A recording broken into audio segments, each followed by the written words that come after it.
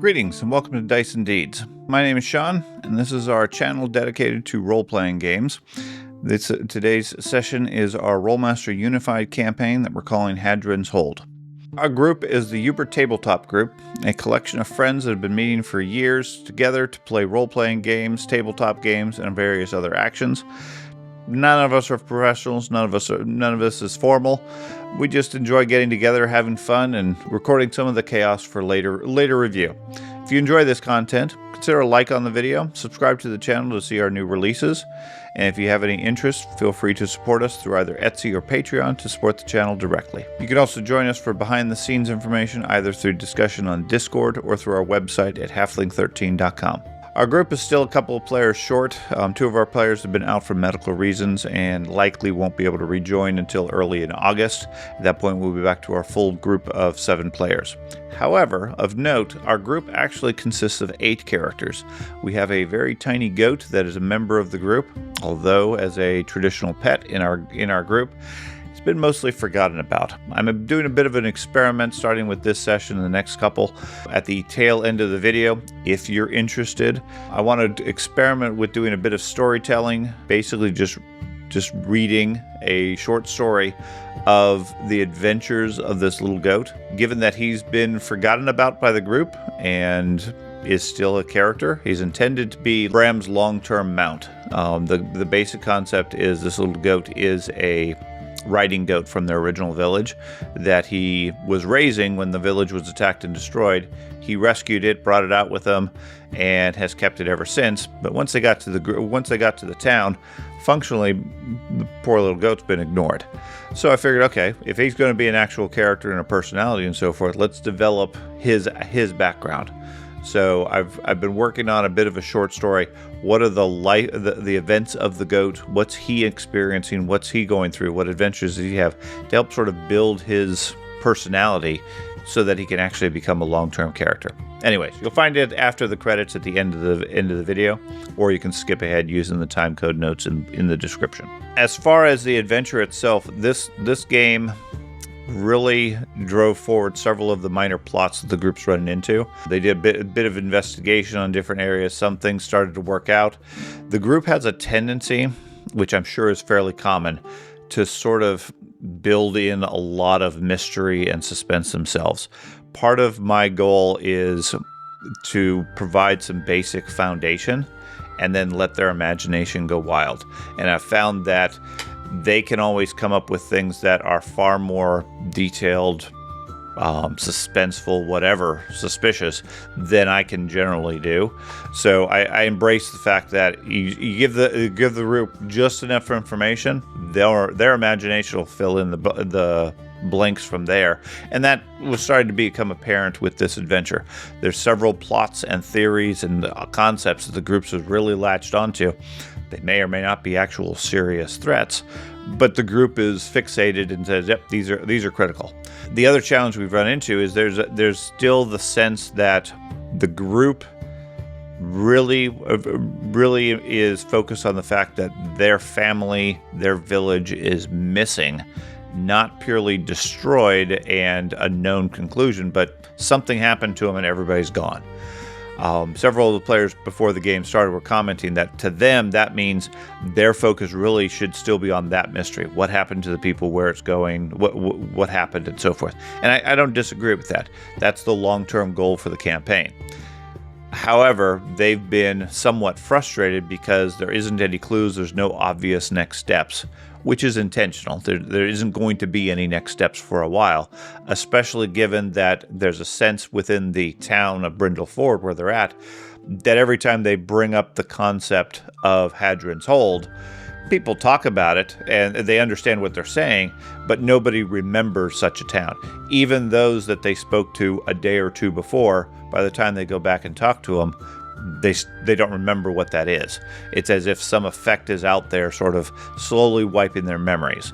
And my metagaming concept here is over time, the group themselves will naturally forget about Hadryn's Hold.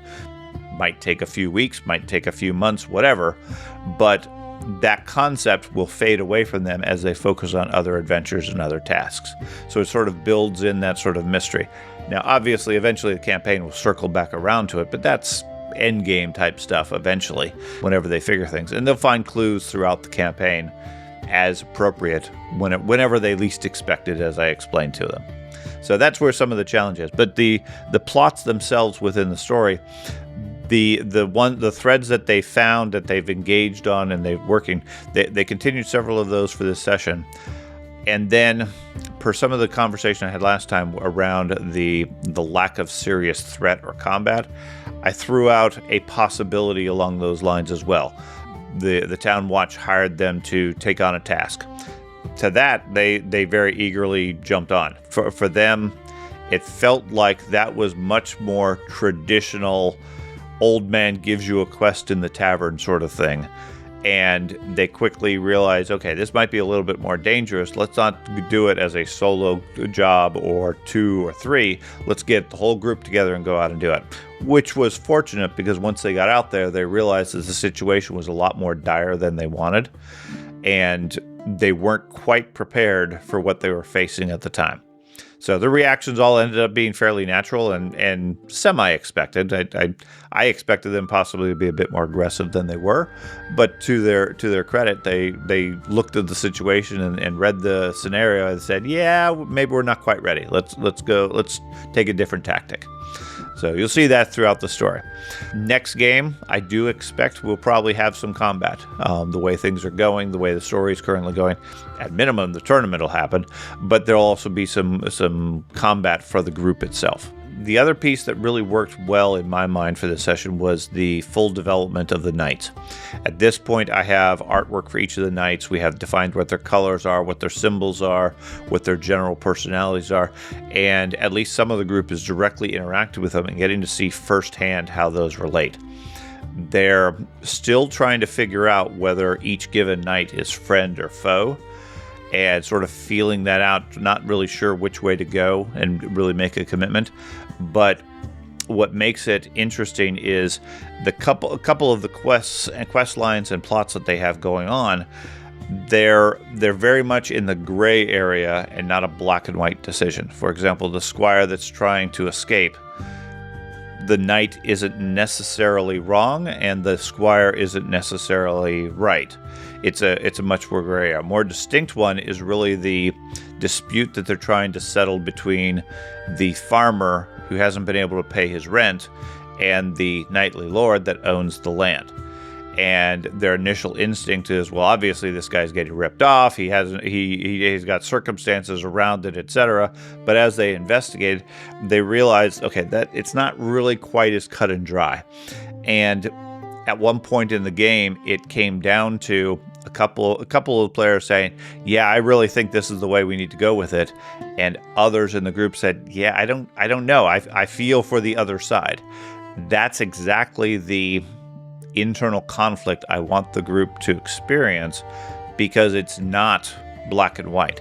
It's not, my intent for this campaign is not to see evil creature, go out and kill it, take treasure, go back to town. It's more of the much more nuanced value of who's really evil, who's really good. You guys make your life decisions and then follow through with it. And this land dispute or rent dispute really is playing well into that and working well, because the group is sort of, they have a sense of where they want to go and they want to engage and resolve it, but they feel like they don't have quite enough information to make a fair judgment as of yet as well. So it keeps coming to the forefront and then they put it on the back burner because they don't have a clear direction one way or the other. They haven't made a decision, better said. They have a clear direction. They just don't want to make that decision and make the wrong decision or the right decision, whatever. So as a result, we introduced a time frame for it. They have limited time to make this decision, or the decision will be taken out of their hands and made for them, which again puts a little bit more stress and drama on them to figure out what the right answer is in their case for this scenario. So it's interesting to see that psychological tug of war between the group playing their characters. Now, admittedly, I've known these players for years. I understand where they come from, what their backgrounds are, etc. So I understand as much as we're not professionals, a lot of our own personality bleeds into the characters, obviously. So there's some aspects along those, but it's interesting to tug those little pieces and say, okay, how do you handle this situation? What's your interpretation? I'll be curious to see how they ultimately end up resolving that, or if they do. Maybe the Eternal Ledger steps in and makes the decision for them, and they're stuck picking up the pieces afterwards. Speaking purely from a technology standpoint, the audio should be nice and solid right now. Based on some feedback from the previous game, I did turn down the audio of the players a little bit. That one was slightly off balance. If you have any feedback, something's too loud, something's too quiet, timing's off, whatever, let me know. The only technical challenge really I'm running into right now is, for some reason, my secondary audio recording got out of sync. It recorded at ever so slightly different recording rates, so I had to do some technical adjustments behind the scenes. Doesn't make any difference as far as this. Everything recorded fine. And like I said, I'm tweaking the volume levels on different pieces to try to bring them in line. I am not by any means a professional when it comes to making videos. I'm purely a hobbyist, so I welcome any constructive criticism anybody might have as far as how to tweak those. Then finally, as far as our schedule, as I mentioned in the prior one, we do not have a game this coming week because we will be in Gen Con on Wednesday through Monday. Gen Con runs in Indianapolis, Indiana from Thursday until Sunday. So myself, George, Ben, and several of our players from our Shadowrun game will be in attendance, playing a variety of different events, seeing the sites, no doubt picking up many new games and options and so forth. I have a couple of products I'm looking for specifically myself, and of course I'm interested in stopping by the Iron Crown booth and seeing what new releases might have come out. So if you see us, feel free to say hi. We're always interested in talking to anybody who enjoys the same subjects, i.e. the same campaigns, has questions, etc. And we'd love to talk to anybody who's actually watched any of the videos. After Gen Con, we resume with our Rolemaster game that following Wednesday, and then I think scheduling-wise, we have a Shadowrun game afterwards as well. So shouldn't have any disruption in that campaign. But this one, we just have a 1 week break, and hopefully at that point, Andy and Jennifer will be well enough to be able to resume and rejoin the game. Thanks a lot for listening to me ramble, and let's get to the story. Thanks a lot.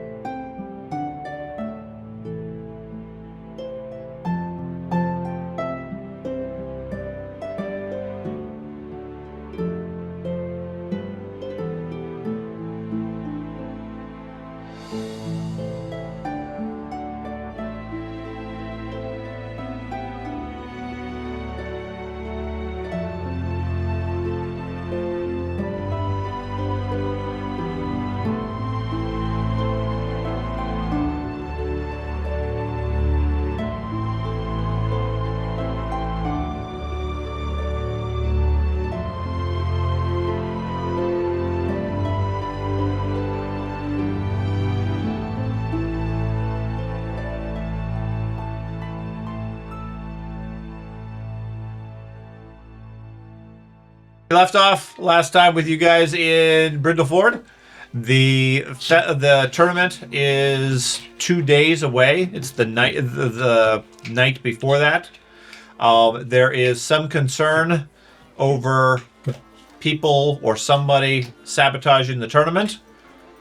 There is a squire that's looking to escape from his knightly lord.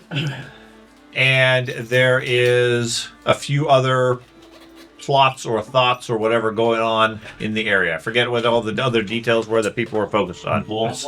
There was some discussion of wolves. Matt is still adamant about going to deal with wolves. Yes, I'm about ready to leave on my own. So okay. He has complete confidence in his spellcasting ability to make the wolves automatically friends. Yes. Because that won't fail him at all. We don't know where the druid went, but he has been back for 3 months. You see the wolves. They're charging you. I cast animal friend. And fumble. I climb a tree first. Yeah, in the fields. Good plan. Okay, so it is the evening of it's the evening in Brindleford. There was Matt. I know you were staking out the party pavilion. Yes. While William, your character, had been invited in by Sir Corwin, who you had made acquaintance with earlier, and was eager for you to. So continue.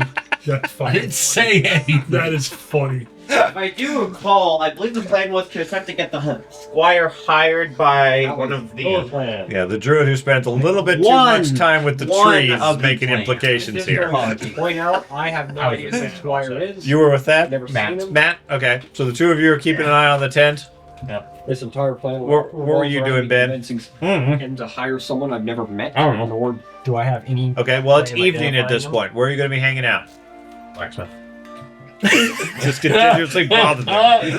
He's got to pay for the blacksmith dollar. Come on. Not yet. Yeah. Unbeknownst to her, I will tonight. Her beard is almost as nice as his. I think they're human. Yeah. That's scary. I say what I say. Stands by his commitment. All right. For some reason, she looks just like her dad, too. That's why the dwarf likes her so much. Wow, she's pretty hot. No, it's because he can't tell the difference between the two of them. Right. Oh. She's over there like, call me ma'am. Yes. Anyways, what are you doing in the evening? You're already committed to it now. But I'm not going to do it. It's ma'am. How... You said George and Matt were... George and Matt, are at the festival ground. William is there, too. Yeah. I'm not sure where, Thad, you are. Trying to remember. Okay. Where would you like to be this evening? You were out doing demons. Right now, you're currently wandering around the festival grounds eating festival food. He was doing something. I believe he was speaking with the lantern bearers? Or trying to find them? Or He spent time with them in the morning. No, he was trying to figure out information on the noble and the farmer and stuff. Right. Yeah. He had been hired. Oh, He had been right, hired by the church to go deal with some farmer dispute. Right, I was like Outside. looking for their contract and stuff like that. I was hanging out with him. That's what I was doing. I was helping you. Okay. I To thought the best of my ability. Well, I remember all of that, but I thought he was trying to steal some sort of a ledger. No, we weren't trying to steal anything. He was just doing research I'm on dead the serious. I noble. thought you were trying to steal the contract or something. If I'm not a thief. If I remember correctly, he was researching the deal, I'm a trying to perfectly good figure out what assassin. the specifics of it were. That way we had all the information when we went there. And I was going to go with him when he went there. Eventually, whenever that was. They all bled out. I will attempt to have one of Black fly disease. I will attempt to have one of the people at the party grounds point out which squire we're supposed to be helping. What? You're gonna ask the party goers which squire you. Which of these two? Party members. I'm confused by your statement. Okay, I'm start going to over. try to ask the two party goers that are here. Okay, you're These trying. two. party. Your party members. Yes, That that are- are actively going to the party. What squire needed help, man? Hey, yeah. That's the better part. Which one of these people that can get us hung or killed or whatever, it comes out that we're going to help them. Okay, so you're checking with these two as far as the description of the squire. Yes, because Okay. I've not seen him, not heard of him. I thought you were there at the time. No, It was that's at my- night. I was with Corwin. Okay, so assuming they filled you in on that whole thing, yes, you know which squire it Hey, is. you look enough like Matt. You have seen him around the grounds. He is one of the squires for Sir Roderick Vale. Yeah, did make a note of that. That's a crow one, right? Yes. Yes. He's the Yeah. Black Lance. Oh. But his shield is black and blue with a stylized crow. Correct. Must get beat up a lot. No, his shield does. Nice.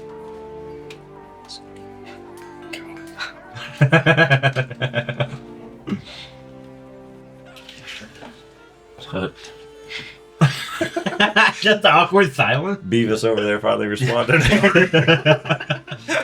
I couldn't even look up. I said, drive down. All right. Don't look at the camera, Matt. Just don't look at the camera. Okay, so Thad, you said you were trying to find out some information about this arrangement? Mhm. Okay, so the only persons that would have any of that detail would either be the farmer, the nobleman who has the complaint, or the church, and the church records are specifically sealed. Their direction is to go out there and talk to the farmer and settle the dispute. According to what they tell you, they have an agreement. At the end of the season, the landlord is due rent for the land. Right. The And farmers it crop, he couldn't pay for it. And I remember Church that. doesn't know the circumstances as to why they won't pay. Oh. All they know is they won't pay. Okay. It's easy enough. Go out there and talk to them and figure it out and Sure. get whoever home. Yeah, it was about 10 miles out, so it was going to take about half a day to get there, half a day to get back. Right. Assuming we didn't get distracted by, say, wolves or anything like that out there. Muscle. That's a distraction. That's fun. Sure. Furry. I'm telling you, you're a fucking furry. What? Well, Everything. I is like- agree with that, but what would he be since he likes trees so much also? Would it be a Woody? Okay. Woody? Did he just say that? he did. You caught Matt completely off guard with that one. What is wrong with you? That's your son. That's what put it out. He sits near you all the time, so I claim you that you're the influence. Bad influence. I blame you too. Okay. Oh my god. I am a pillar of virtue. I don't know what you're Indeed. Yes. Yes, compared to Matt. Yes. Oh my god. First joke I've made in this group. It's a good thing that Matt and I just spent our 20s and 30s apart from each other. Yes, it's a very good thing. Yes. I wouldn't know if I was to do that. So, anyways, they're closing up the church for the evening. Business hours are done. Is there anything else I can assist you two with? Remind me after this to add to what you're just saying. Gotcha. The priest is ready to close up for the night. Is there anything else I can assist you with? You have no written copies of the contract? Well, no, the ledger keeps track of all. I'm just Ledger's in the main standing city, right? behind him. The what? menacing The him. ledger was in the main city. Well, the master ledger, yes, but he has his Bible. Okay. Oh wait. So, Um, one small Okay. piece of guidance. Okay. We go out there. Let's say I find the farmer's at fault, or the Lord is at fault. We just come back and tell you guys, right? And then you go eke out whatever punishment or however the scales balance. Or are we supposed to enact? As The you balance. as you prefer. He said, You're the executors. Okay. say it. I mean, if the way he's putting it, he seems confused by the question. Yeah. Fundamentally, you're welcome to go figure out the details and then report back, and they'll send their own executors. Yeah. Or you can go and sort the problem and figure it out. Okay. And the book, according to him, somehow mystically records whether it's an appropriate judgment or not. Okay. Okay? just remember. Thanks for you. Just Actually, I like this book. I like it. I like it a lot. All right. I just wish the group would go with me. I'm with you. You could probably be back by morning really early if you had to go out now. No. Nice try, though, Sean. I'm with you. I Yeah. don't care. Dwarf's with you. He's bound to make you faster. I'm just standing behind you very menacingly. Very Yeah. menacing level 3 or 4 guy. No, thank you. The dwarf. Yeah, I am standing. You're up here. Yes, he's staring at your ass the entire time. When you're with the dwarf, you feel like you're so much faster. Because I'm gonna point out. So How tall are you? You're pretty short, right? Yeah. he's actually pretty tall for a dwarf. Andy is small. 59 inches. Yeah, He's huge. He's a big dwarf. 4'11". Yeah. I was looking at it originally, scaling wise on the pictures. I was thinking maybe Andy was a halfling, but he's actually an average height for a dwarf. He's really big for a dwarf. You guys all seem short. Yeah. I mean, That's what they will say. everybody's short for you. Wait. And that's Andy? That's Andy. Oh, okay. Who Yeah, the fuck is that? That's the random halfling for I just put a scale in there. Just put a halfling. He's the one- our 7th party member. Yeah. standing Yeah, behind dark me one? menacingly. He's that dark shadow. Not the halfling me in the Now game. it's- No, it returns. Anyways. So, anyways, he ushers you guys out of the church, locks up behind you, and church is closed for the night. What would you guys care to do? So Maybe- maybe go find everybody else? 7 o'clock or so at this Bar? point? No, let's go to the bar. Yeah. You going to the Copper Goose or are you going to the Wayfarer's Rest? What's the one we got in a fight in? Copper Goose. Well, no, we call it the Copper Kettle now The Copper Kettle. Let's go that way. because we had a bar fight there. Okay, you guys gonna head out there? Yes. Okay. Oh, he says we. What are the three of You you the only doing? person that was butt kicked in there and knocked unconscious? No, you did also. I know I did. No, I didn't get knocked unconscious. That was fine. I don't hear about it. Not even a scratch. Yeah. Beat the shit out George, of me. George has is great barely time. aware there was even a fight. I'm still a little sore about that because I didn't wake up like, yeah. No, he didn't even participate in the fight. He was just eating and drinking like, oh, what's this? A guy just flies over top of him. Periodically I knocking am people out. going Yeah, to just- stay inside the main tent. You gonna drink? And I don't want for anybody screwing with any food or anything like that. So, someone that would be trying to sabotage. Okay, so you're gonna hang out inside the party tent? Yes, hanging out inside the party tent, partying, living up Sir Corwin, Okay. but keeping an eye out for Okay. the people. Most of the squires and the staff fill the majority of tables, the long tables that are there. There's plenty of room if you care to sit down with any of them. The knights and they really have independent tables in front of the hall. There's 5 tables there, and they have a private table. Each one of the knights are present. They talk to their squires on occasion. For the most part, they seem very open and jovial, talking with everybody here. Sir Corwin is particularly loud and notable in the area. Seems to be trying to make friends with just about everybody. Not annoyingly so. Just he's like it comes across as he's pleasant and very outgoing. Yeah. Rather than specifically boastful. Okay. Although he is boasting about quite a bit. Yeah. Okay. Let's see, Sir Garen is relatively quiet. Doesn't speak very much. You get the impression that he mainly just listens, and then every so often he'll give one of his squires a direction or something, but he doesn't say a whole lot to everybody else. He's mainly just taking it all in. Okay. Definitely doesn't seem to care for Sir Corwin. Every time he gets up and starts telling some tale, Sir Garen turns away and pays attention to something else. Okay. Okay.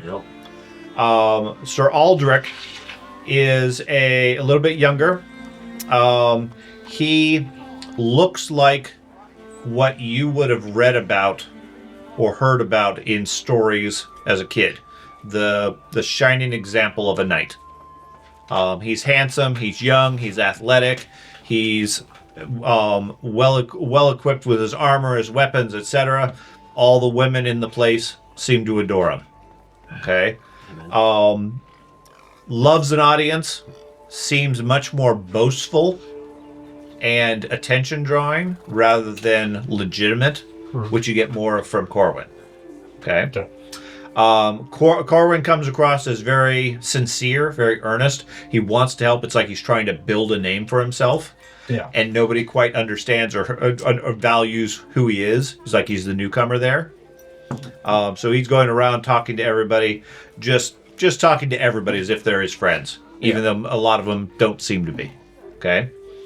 So Roderick is, you get the impression that he's respected, but not really well liked. Okay. He doesn't smile. He focuses on his stuff. Everything seems very practical, very straightforward. You get the impression that he's a military man first and foremost. Amongst the crowd talking to him, he seems to be the only one who's not actually noble. Okay, so he got his knighthood from being skilled and experienced more than from just being born into the right family. Okay. Okay. Sir Benedict is that's the Falcon of Thornfield. He has estates further to the west along the western forest, quite extensive lands and so forth. He is known to be an experienced commander. He only speaks whenever he has something very notable to say. Otherwise, he's quiet and seems to be more expecting expertise from everybody else. Somebody makes a mistake, somebody laughs a little too loud, he looks down at them and seems more annoyed about their incompetence rather than anything else. Yeah. Okay. He's the talk amongst the crowd is he's said to have never lost a mounted duel in his life. Oh. Okay. He spends the time, doesn't really talk to a whole lot unless somebody specifically addresses him, but he seems to be scanning everybody as if taking accounting of who they are, where they're from, what their abilities might be, etc. Yeah. Studying everybody.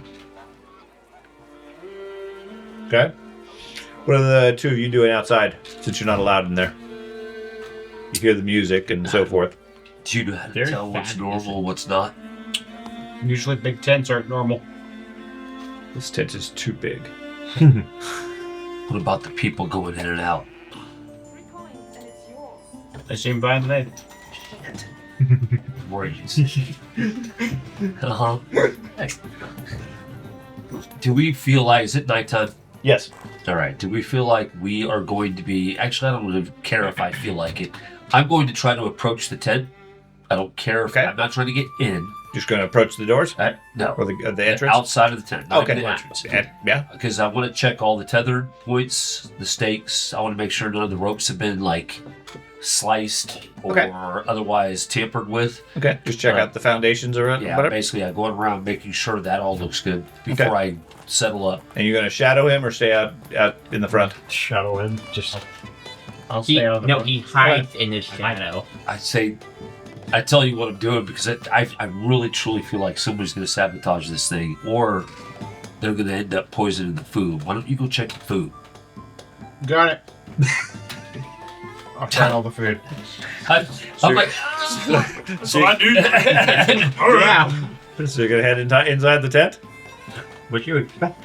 do they prep it in the tent or they prep it out at the kitchen? There's a cook site behind the tent where they're doing most of the cooking, but a lot of the food's being prepped inside, or is being served inside the tent. I mean, if you want to try all the food, then you presumably have to go inside and try all the food. Yeah, would it be poisoned? If they were going to poison it, would they poison it where it's being made or where it's being served? If only you had a poison expert. I am a poison expert. Technically, I truly am.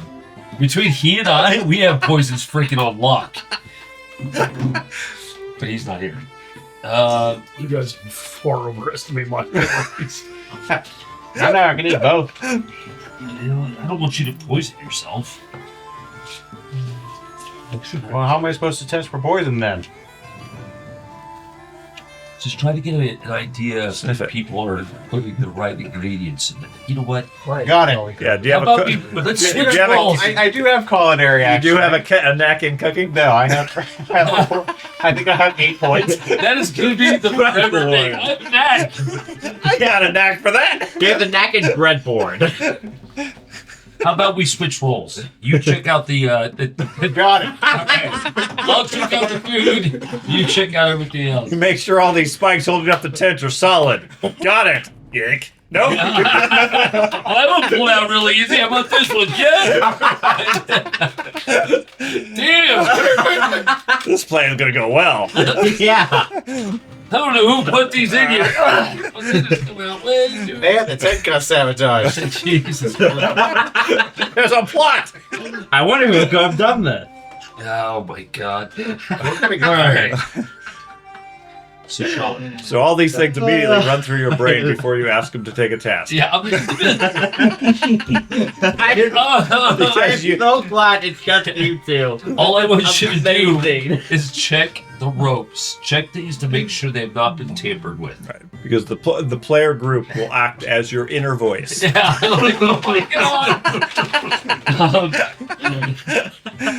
Just don't try to pull the stakes out yourself. Just look. Look doesn't mean touch. Look means look. Okay, Eyes, not hands.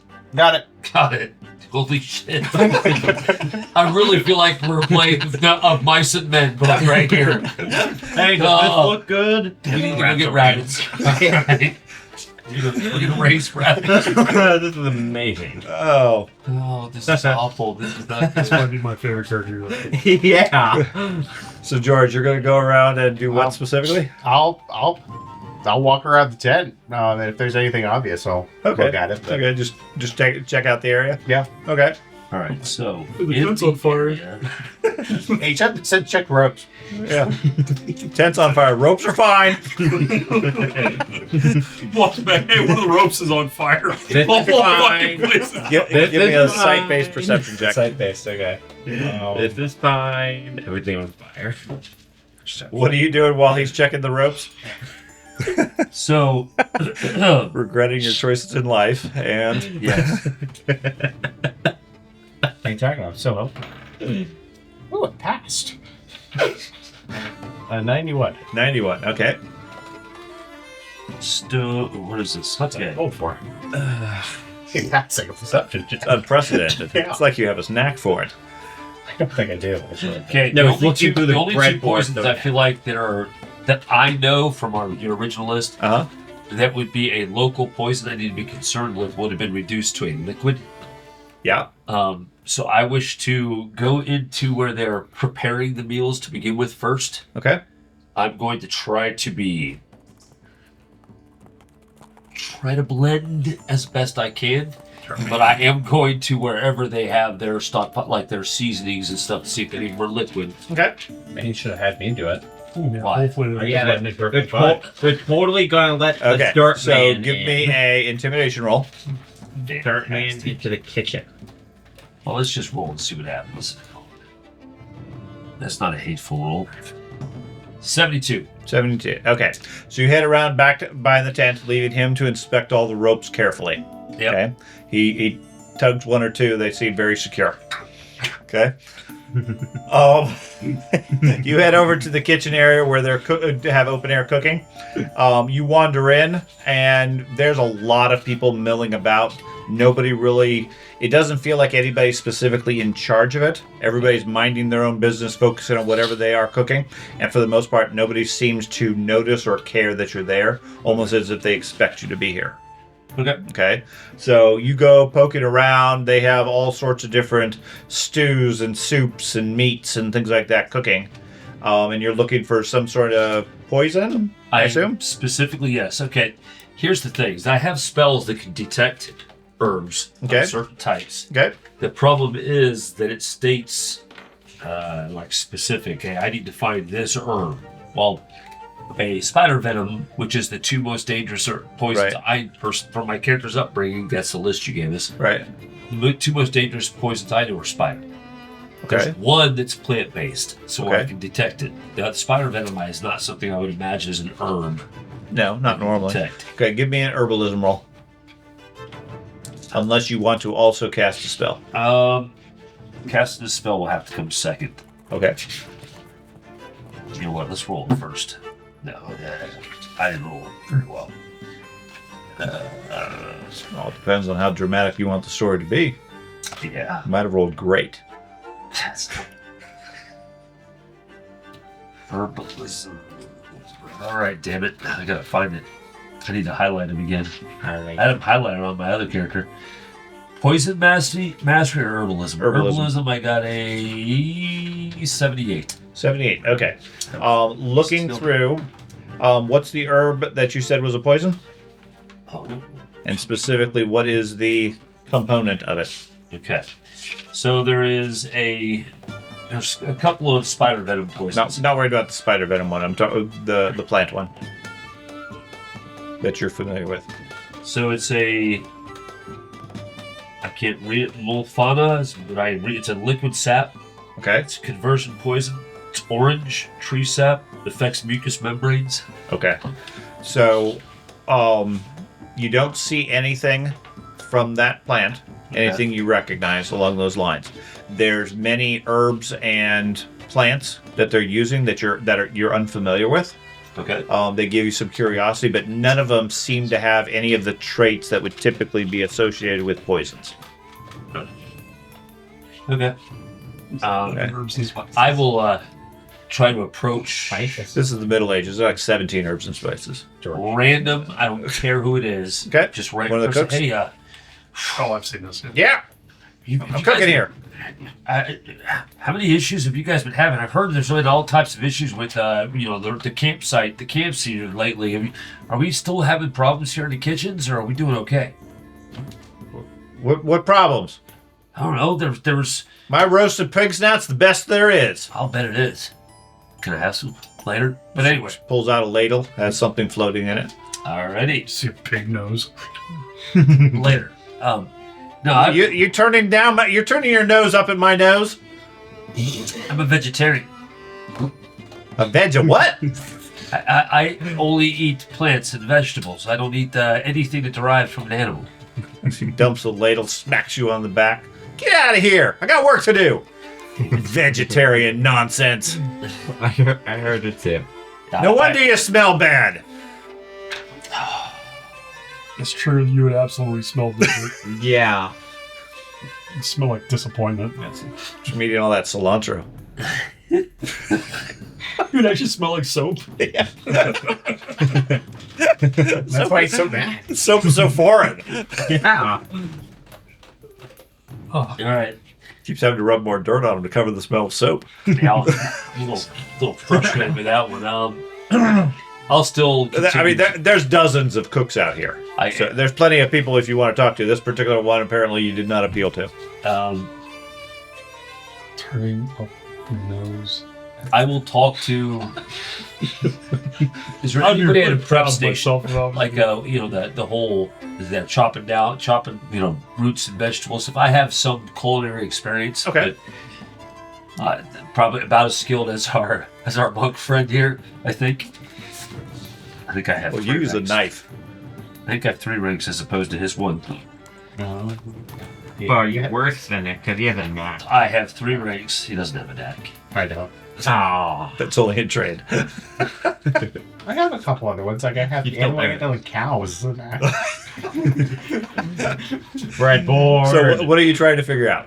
I really am trying to make sure I don't recognize any herbs that appear to be poisonous going in. Yeah, looking through the different areas. I mean, there's numerous different stations. Most of the cooks have 1 or 2 assistants. Some of them are just working on their own. They have their own small pantry or collection of vegetables and foods that they're chopping up. Many of the meats you don't necessarily recognize. The plants and vegetables they have, most of them are fairly mundane. You're familiar with all of them. Again, you're not completely isolated. You know what a potato and a carrot are. Right.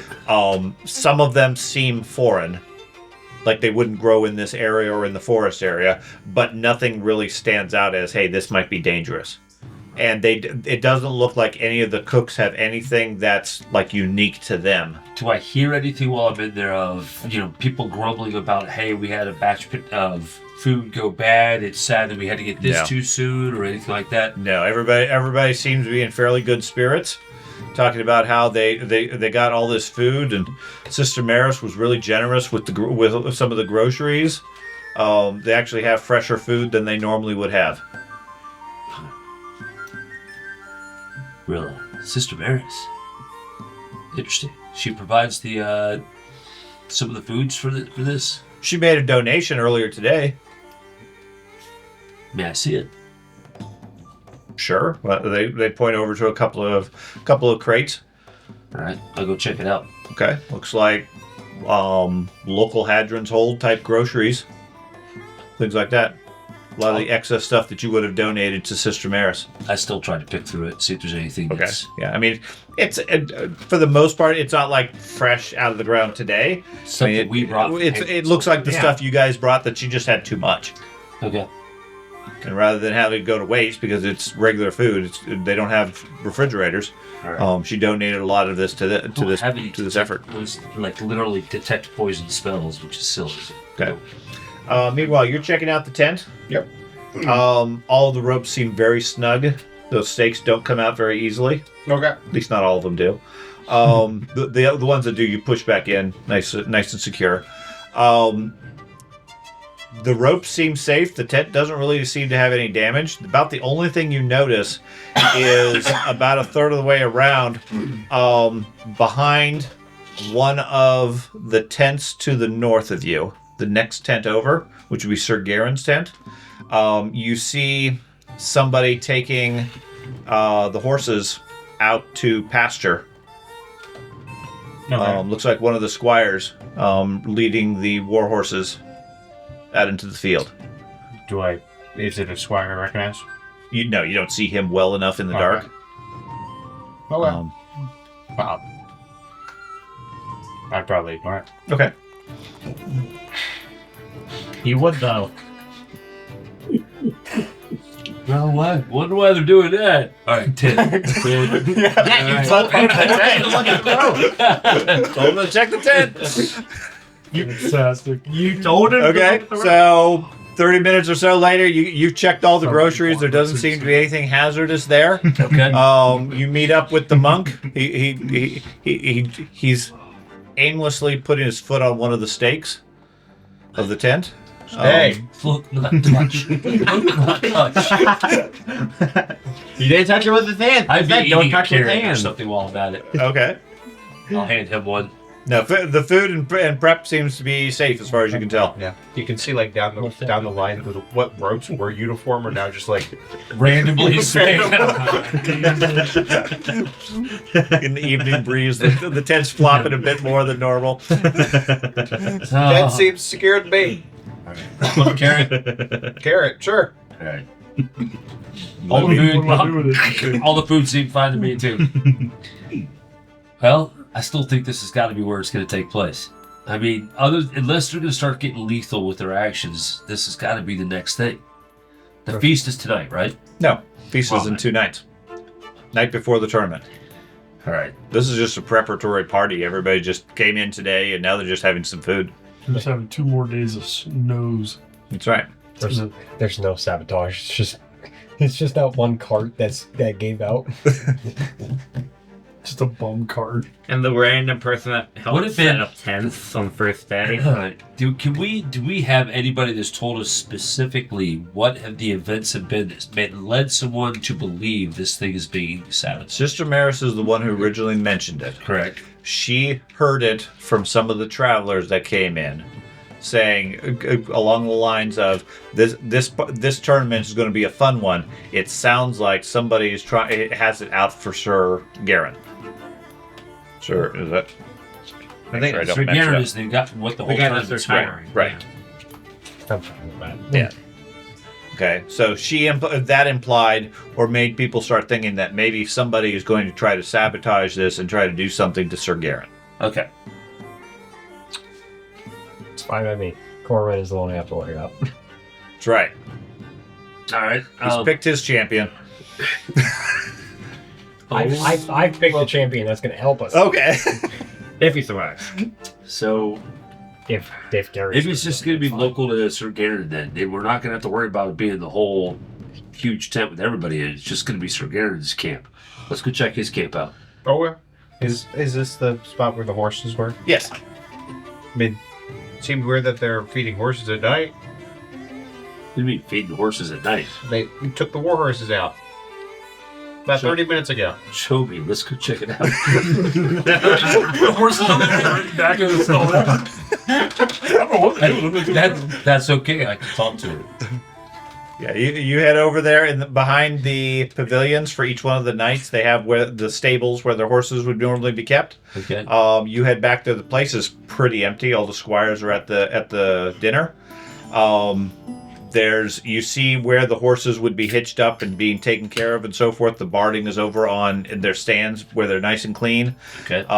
The bridle for the horses isn't there. But there's a food pail, fresh water, etc. All the stuff that you would normally care for a horse. And from your knowledge working the livestock back at the Hadryn's Hold, in the evening, you bed down the horses, brush them off, etc., and they stay there. Mhm. It'd be pretty unusual to take them out at night.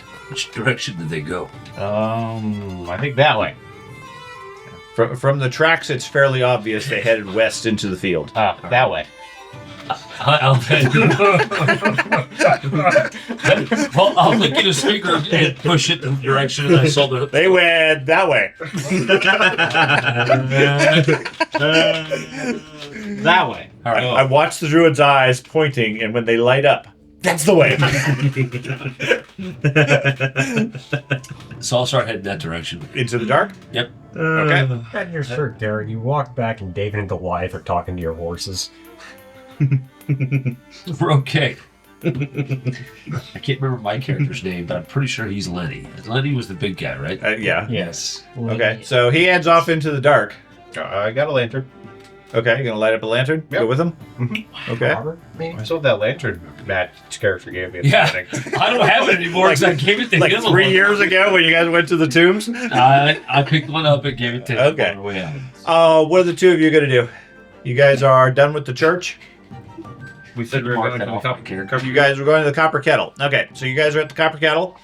Place looks fairly popular tonight. Lots of people there. Do you want the oil too? The bards are singing, yeah, sure. entertaining the crowd. I had 2 extra bottles of oil. You see the barmaid or the bartender. As you guys come in, she loudly calls a welcome out to you, Thad, since you've been here before. Mm-hmm. Says, "Excellent, you're back. I was wondering if we had scared you off or not. Want the same as last time? Please.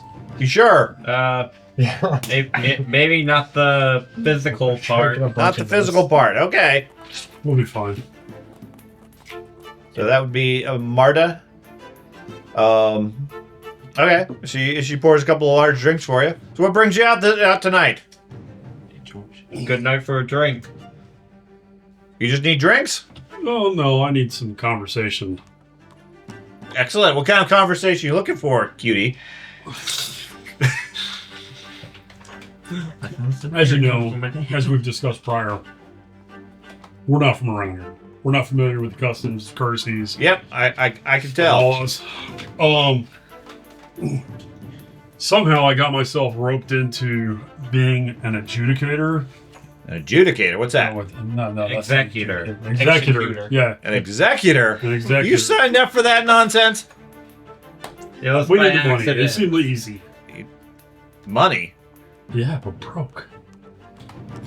Okay. She takes a big swig of her beer.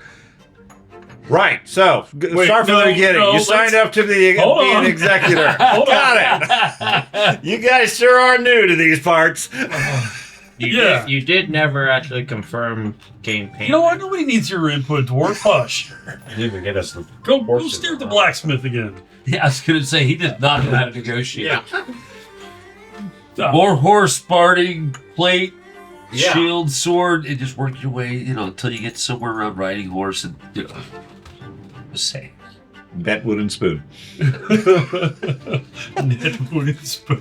Anyways, yeah, so I'm supposed to go talk to some landowner and some farmer. Did I tell you where? Yeah, they gave me a written thing, right? No. Lee's to the west.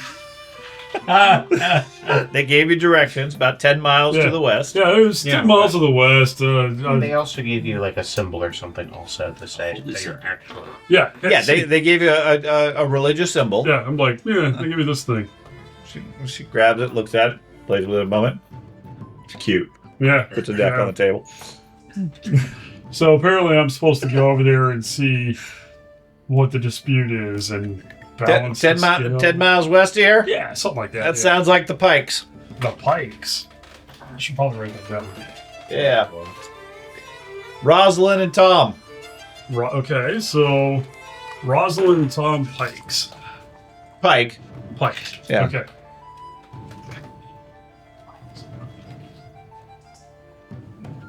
And what exactly are you going to do with them? They're good folk.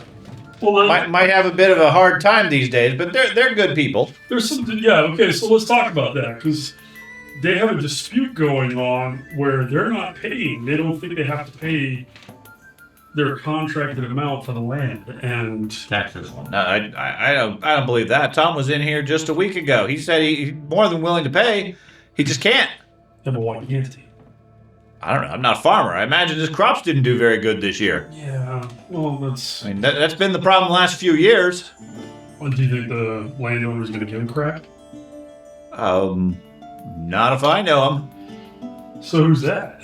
The landowner? Yeah. Would that be Thornfield? He's over at the tournament. Is now. Okay. This has become an issue, and now everybody did say west. Yeah, I think you own a lot of land west. Sir Benedict Thornfield. Uh-huh. Thornfield. Of Thornfield. I didn't register that. Yeah, whatever. Okay. Yeah. I'll talk to him. So, what you don't think he's amenable to negotiation in this regard? Well, no. I mean, Tom said he's been late on his payments and short on his payments for the last 3 years. Oof. I mean, not his fault. He can't control the crops. You're making an assumption, though, based on the conversation, that his crops aren't working. We don't know. Maybe he's got a bad gambling head. Maybe his wife is a big spinner. Maybe she wants to be Are a you lead. speaking ill of Tom? I don't I've know known the Tom. Pikes now for 5 years. I've only known you for about 2 days. Okay, so you've known him for 5 years, and apparently they can't pay for 3. That's a problem.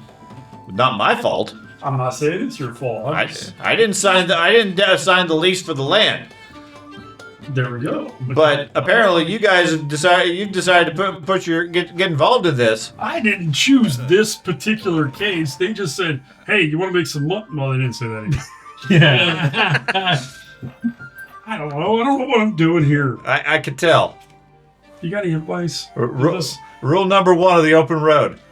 Don't sign up with the Eternal Ledger. They don't forget. Hence the name Eternal.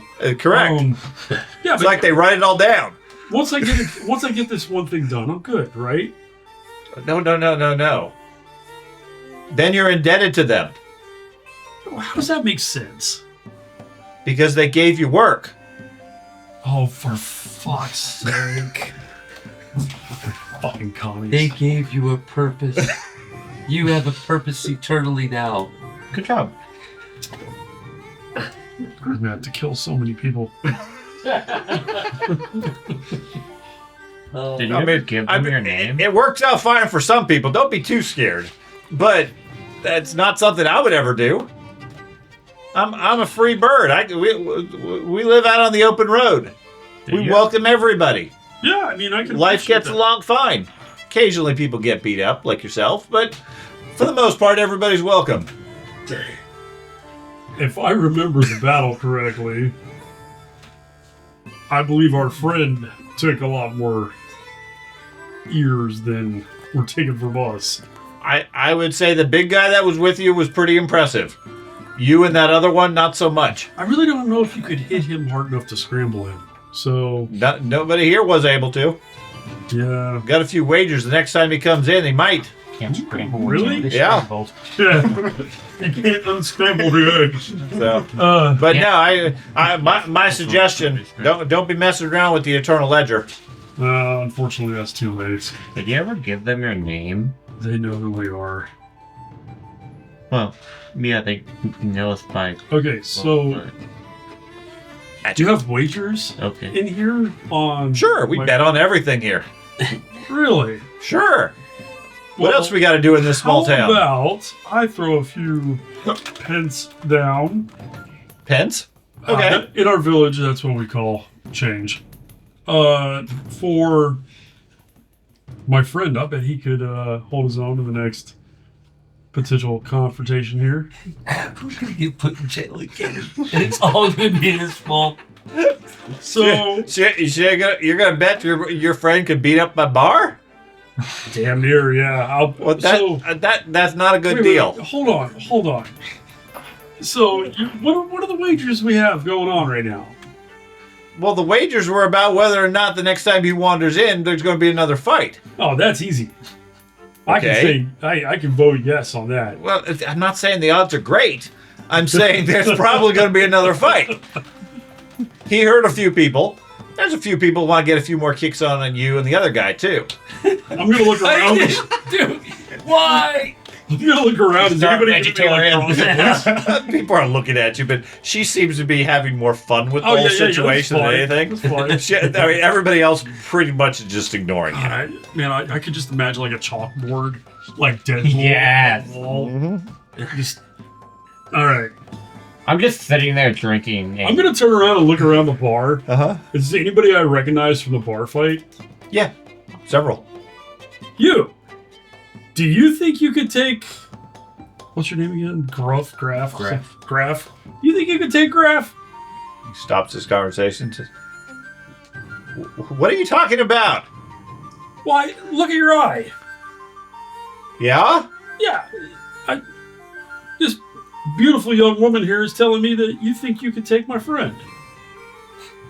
He turns back, says something to the crowd, the group he's with. Yeah. They all start laughing, then raise their mug in a cheer to the bartender. She's sitting there, standing by, finishing off her beer, just smiling ear to ear. Don't start another fight. You outsiders, you're a sucker, aren't you? I do believe it was like literally born like 3 days ago. I can tell. It's like they just wrote out your deed like only a few weeks. But no, you shouldn't listen to everything everybody says. Nobody here holds a grudge. Oh, bull patties. No way. People hold grudges. Absolutely people hold grudges. Not at the Copper Goose. As long as you pay your bar tab, you're fine. Uh-huh. Are there any drinking games going on right now? There are people drinking. Sure. Yeah. I will say this. I got up and all of my gear was there. Yeah. And money.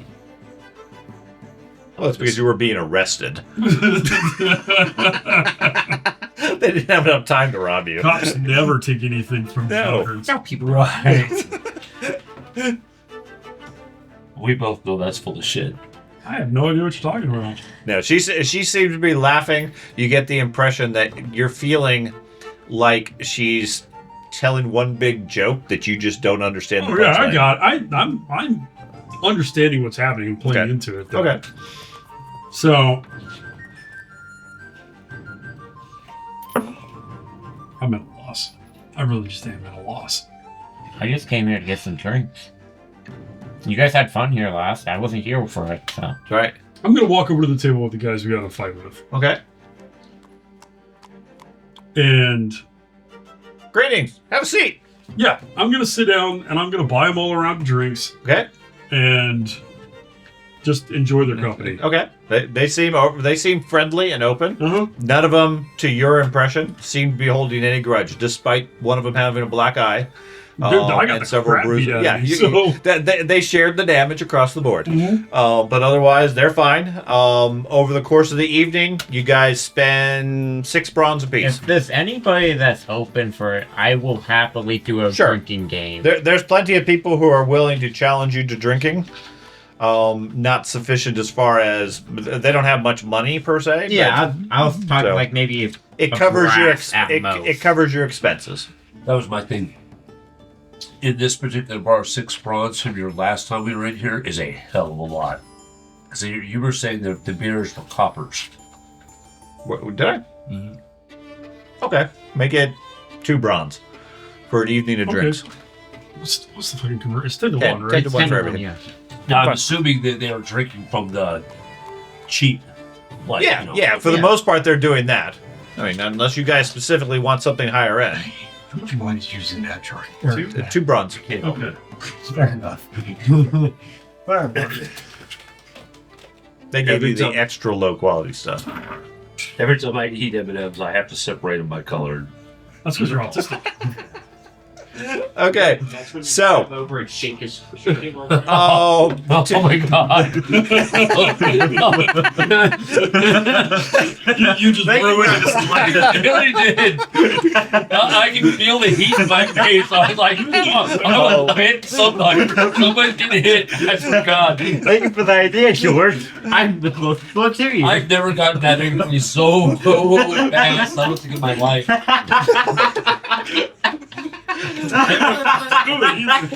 I can still feel the heat. I was ready to fight. I'm like, I was debating, like, do I just stay there or just do I go up there and do it? or just drop a cheese it in it. What is that? Eat the cheese it. Eat, drop it and cheese it, and I can just eat. You went. What is that? Think I'll be using the restroom? I would probably have to excuse myself for a while. I gotta go. Mad at all of his psychological limitations. Now I'm sure it wasn't Erm though. There's a reason why I did not pass my psyche If we ever developed ourselves as characters, you would have a lot of skill points. Yes, I would. So, the two of you following the horse's track. You follow it out into the dark, lit by only the lantern that Gref has. 10 minutes or so walking, the sounds of the festival have faded into the distance. You have just the sounds of the breeze and the wind at night. The tracks lead fairly straight to the west. 10 minutes? Wow. Wherever they were taking the horses, it doesn't look like it was close. You're out effectively. You can see the lights of the town. They're not that far, but you're maybe a mile. All I care about is, does it feel like we're heading to a portion of town, or are we going parallel away? The roads from the town went west, north, and south. You're heading roughly northwest. Yeah. I wonder what the others are up to. This is going to be interesting. Okay. Yeah. I don't have any weapons with me. I don't either. I have a knife dagger. I'm sorry. I've got a dagger, no armor. Dagger, no armor. He only has armor on his shoulder. He's slightly better off than you, but he doesn't have a dagger. Nope. I have no intentions of fighting anything. So, Okay. I'm going to ask the group of drinkers if they know anything about the farmer and any ailments or life. Yeah, a lot of them are familiar with him. They know the Pikes. The Pikes have had a bit of a spot of trouble over the last couple of seasons. Their fifth daughter died from some illness. The seventh child is doing okay, but is stunted in growth. They fear she might be a halfling. The farm hasn't done very well since about 3 years ago or so. The crops started to fail, and they just haven't had the opportunity to really make ends meet. They've been struggling each year. They get enough by to eat, and they could sell and get some basic supplies, but as a result, they've gone further and further behind in debt. And from the current reputation, current word is this is the end of their term, where the knight is set to stake claim over their land, which would mean they'd be evicted and homeless and lose whatever property they remain except for what they can carry. Okay, or they have to make amends for the property. That has a value of about 75 gold, is what they're saying, for a year's worth of land rights. 75 gold, wow. Sounds like you can kill two birds with one stone. Sell the half load. You think a stunted female human... Isn't that how you... Well, isn't that how you valued, at least somewhat, for the squires? Mm-hmm. I mean, a stunted one, probably not, but one of the younger children, yes, could be sold, could become a squire, if the knight was so inclined. Yeah. I am... Worst idea. With the free time that I have during the bar, assuming I'm not in the bar. You got plenty of free time. I am going to ask the bartender and anyone else that I think might have information on a pair of twin dwarven brothers that may have passed through here approximately 5-ish years ago. Dwarven brothers? Well, I don't remember anything that long ago. We get dwarves every so often, but not that frequent. Mainly they're heading south. Or east into the mountains. Additional information. Did you come from the mountains? We came from the northeast. Around the mountains, yeah. Ah, you must be a rich dwarf then, right? No. I've heard all dwarfs have gold. Do I look like I have gold? Well, maybe you're not a dwarf. You are pretty tall. I get that a lot. But okay, again. Twin Dwarven brothers that asked information or looked for information about Farnhold? Hadryn's Hold. Not Farnhold. That's a different campaign. About Hadryn's Hold. Hadryn's Hold? No. Yes. Where's that located? Oh my. Northeast, about 2 days, Northeast 2 days. I think. Yeah. There's Did we nothing. not tell her about this? I swear we did. You've never been here before. No, I'm talking about those. Well, how do you know whether they told her? or not? Never mind. But yeah, according to her, there's nothing up there. I mean, the road goes on to the next village, but where you're describing, there's some forest. Don't recall any town over there. Never heard of something called Hadryn's Hold. Okay, but I'm trying to find information that may or may not correlate to my twin son. Correct. She doesn't have any recollection of dwarfs coming through 2 years ago. It was a long shot, but I give it a try. And she seems to have no recollection or knowledge of any place called Hadryn's Hold. Check that information also. Because you're mispronouncing it. Hadryn's Hold, not Hadryn's. I thought it was Satan's. Colin says. As she stated, both of them are rather gullible. They're outsiders. Mine says it's Hadryn. I'm not going to apologize for that. She can keep calling me whatever she wants. Okay. The two of you give me a listen perception check. Got it. All quiet. Oh, I got 100. Well, you rolled a 100? I did. Wow. You might actually beat me. If you rolled 100, he might. And then he rolled a 1. No, I rolled a 79 then afterwards. So. Jeez. I got a 190. He's obviously got a knack for this. God, He needed the breadboard to make his... Early Rolemaster sucks so much. Well, it doesn't help that I have like a -10 or something to all listening. Oh, really? Yeah. He's still only got a 190. Yeah, you're hard of hearing, aren't you? 136 or something. Okay. The night is fairly quiet. The sky is mostly cloudless. In the distance, you see a rise that goes up to what looks like an old foundation or stone wall type area, like a large building that crumbled long ago. Okay. In the distance, you can hear the snorting of horses, and the hum of some sort of tune by a male voice. Okay. You can smell campfire on the wind. In the distance, you can hear a fairly continuous cawing of crows. Okay. Like a large number of them. And somewhere in the distance, you hear an animal howl. The creatures that attacked our town did not howl. Correct. Okay. They made no noise until they stabbed you. That? There's a person up there. Must be really close. We're looking for the horses, right? Yeah, there's horses there too.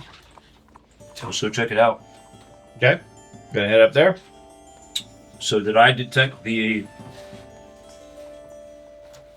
What did he discern as opposed to me? He can hear the guy and smell the campfire. And the birds in the distance. The rest you're able to discern. So, I don't hear any person. You said there's a person up there? Yeah. Should we put out the light? Well, why is that? We need to sneak up on whoever this is so we can see what they are. Maybe they won't like us showing up if they're doing something bad. And look at me. I don't have my weapons or my armor. Okay.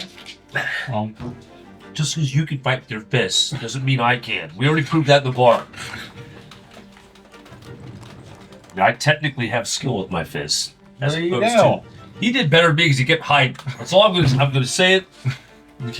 Almost 7 foot tall guy hiding. The funny thing is, the three of us together, we're both 6 foot, like 6+. Yeah. I think my guy's like 6'4", 6'5", something like that. You're 6+. I think he's 8+. Yeah, but I mean, You're not over 8+.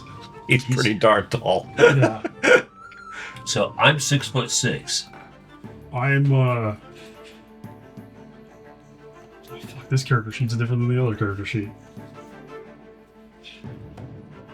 This one says I'm 76 inches. This one says I'm 69. So 76 inches, I think, was... 6'4". Probably. Yeah. That's what I am. And your This isn't- character is how I don't tall? think this is my character. 85 inches. Yeah. 7'1". It is, but it's So we're all different. tall. Oh yeah, yeah. Except for those dwarves.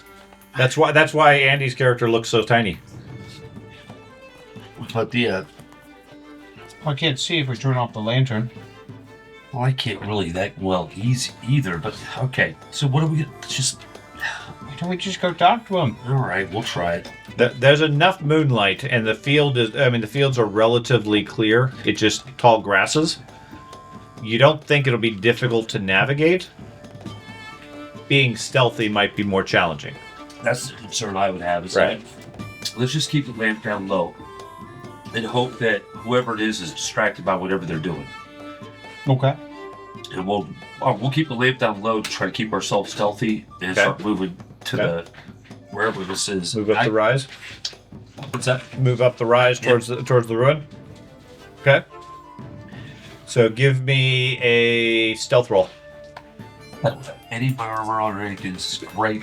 Die. You should have a very good stealth roll then. That's what's stealth? Stalking. That's what I have him for. Well, he's stealthing very well. He's stalking under the subterfuge category. Okay. I have a point in that. You do. You have a knack. I don't. I have a background point. It's a positive. I roll very well for me. Ah, 190 again. you did better than me. Stealth stalking. No, I didn't because I have no ranks Oh in it. no. I got a 68. 68. 18. 18. Okay, All right. so yes, he did do better than you. All right. So the two of you clumsily climbed the hill I towards rolled the an thing, 82. Got a 68. keeping your light as low as possible, All right. which Right. keeps it very low, such that you trip over your feet and over Watch where the. you're stepping. Yeah. What is wrong with you? It was moving. You guys make plenty of noise. As you get close to the top, you hear a voice on the other side says, "Who goes there?" Shh. I don't think he knows we're here yet. Got it. Is that you, Sir Bellum? The hell is Sir Bellum? Cerebellum? You're gonna pull out your notebook. It's too dark. Right. I'm going to instead cast a spell. You're gonna cast a spell. I do, because I want to know what all's in front of me. You're gonna put on some light. No. But I'm assuming he's well within 100 feet at this point. He appears to be on the other side of the wall. You can see the glow of campfire light above the wall, but you can't see who it is, and you can't see any horses. But you can definitely hear the horses at this point, Okay. amongst your own shouting and arguing and I everything guess while I you're could have been stealthing. both silent, but That would have been too useful. extremely. It's a 5th level spell. Thank you for one of us, and I have to. It's far better to rely on your skill. At least it's not concentration based. Yeah, I'm sorry. I'm going to cast on that. At 10, just for two of us, for 4 minutes, we'd have been silent. yeah, All right. He identifies you. Go because you were obviously very close to silent. Yeah. All right. I am going to cast Nature's Awareness, Okay, and You're in how nature. difficult that is. you're aware. Alrighty. So, base Unless is you identify a 5. living creature. No voice is negative 20, so negative 15. So I'm at negative 10. I can use both my hands, so I'm at negative 5. You don't have your knife out. No. And I'm not overcasting, so I'm taking a -5 to my roll. Okay. Circle or just a. I rolled a 42, so I'm good. No problem. Okay, and this lets you know all the living creatures in the area? Yeah, within 100 feet. I'll read the spell exactly again. Okay. Wrong list. That was like heartbeats. Yeah, it's literally down to even if somebody was invisible, I'd be like, they're right there. Yeah, that's fine. So, yeah, the only creatures you detect in this area are 4 on the other side of the wall and the 2 of you. Okay. Allows caster to monitor animate activity in the area. Those birds are far, though. Aware of movement, subtle and overt. Caster cannot move while concentrating. Caster does not receive a picture of what is moving, just an awareness of the movement. This will allow the distinguishing general size and shape of a moving object. Okay. Someone staying still but breathing will be detected, but only a very general idea of size would be determinable. Okay, so something medium size Okay. and 3 large things. Within 100 feet. Yes. Nothing else. Nope. Okay. There's 2 power points. So I'll work that off. Yeah, now he's tired. You talking trees again? No. He's standing there in a daze. He can't move. Right. All right. There's one guy that's talking to us, and then 3 horses. I think. Was it 3 horses? But there's 3 of them over there. I don't know. Within 100 feet. That's all there is. Let's go. Let's If go you talk to recall, you can't count. I know he can count to 10. So hey. 1 horse, 2 horses. How many horses were there? 4. Has to be a dozen. Give me a second. He can count to 10. Yeah. If I use my fingers. Reliably to 10. I didn't say fast. That's reliable. Until he loses a finger or 2, then he can count to 8. Ow! Ow! Okay. So let's go around and talk to him. So whatever the medium creature is, seems agitated from his heartbeat. All right, we're going to move around the wall to talk to him. He's got light over there, right? Mm-hmm. Hey! Campfire. Name's... Or something. Well, I don't say my name. I say, we just saw the light from the campfire, I guess. Came up here just to see what's going on. What are you up here doing? As I'm walking around the wall. Okay. You see a guy dressed in plain clothes. Looks like a farmhand of some sort. He has a knife drawn next to him. And is standing there less in a combat pose and more in a nervous and scared pose, not knowing who these strange people are walking up to him in the middle of the night. Next to him are three well-bred war horses with nothing but the harness on their head, casually eating some grain, as if this is a normal everyday night evening for them. And I apologize. It's been a little bit since he said it. What name did he give Sir who? He asked if you guys were Sir Bellum. So Sir Bellum sent you all the way up here? Yeah. Are you with Sir Bellum? I don't know. Is that who we're working for? He's eating right now. Whose horses are these? He's still got that carrot. Yeah. It's been a really big carrot. That's how we failed the stealth check. We're still crunching. Why did you pick now to start eating? Give me a duping roll. This is the one I don't have ranks in. Yes! 3. All right. Negative. Hold on. Right. Let's see here. 87.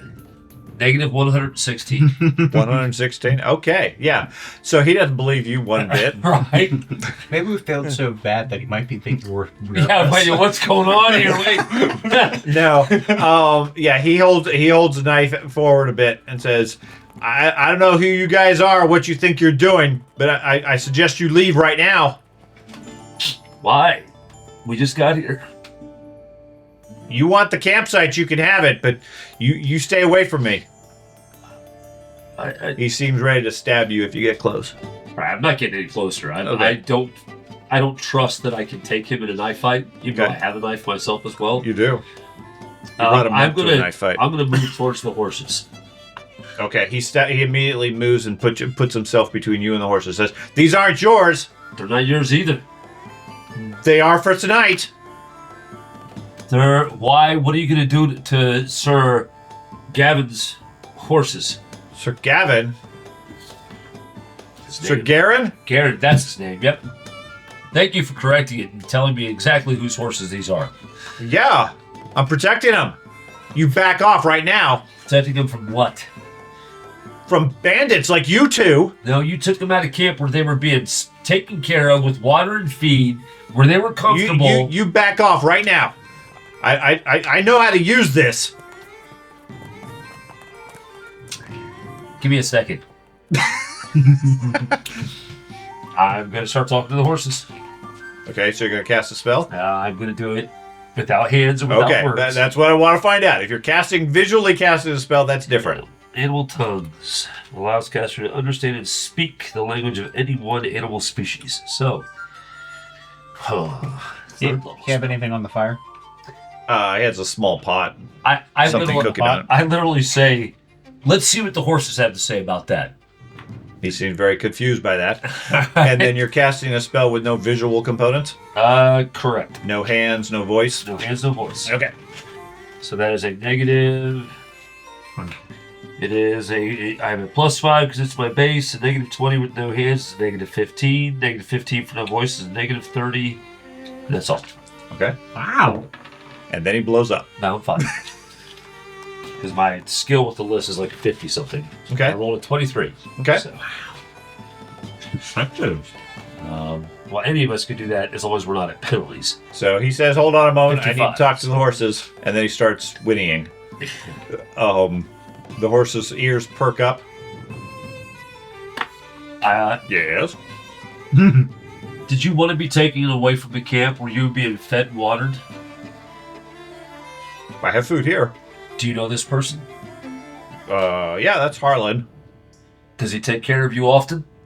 Yeah, he brushes us each night. Do you know if he was told to take you up here by... I don't know. He takes us out for walks.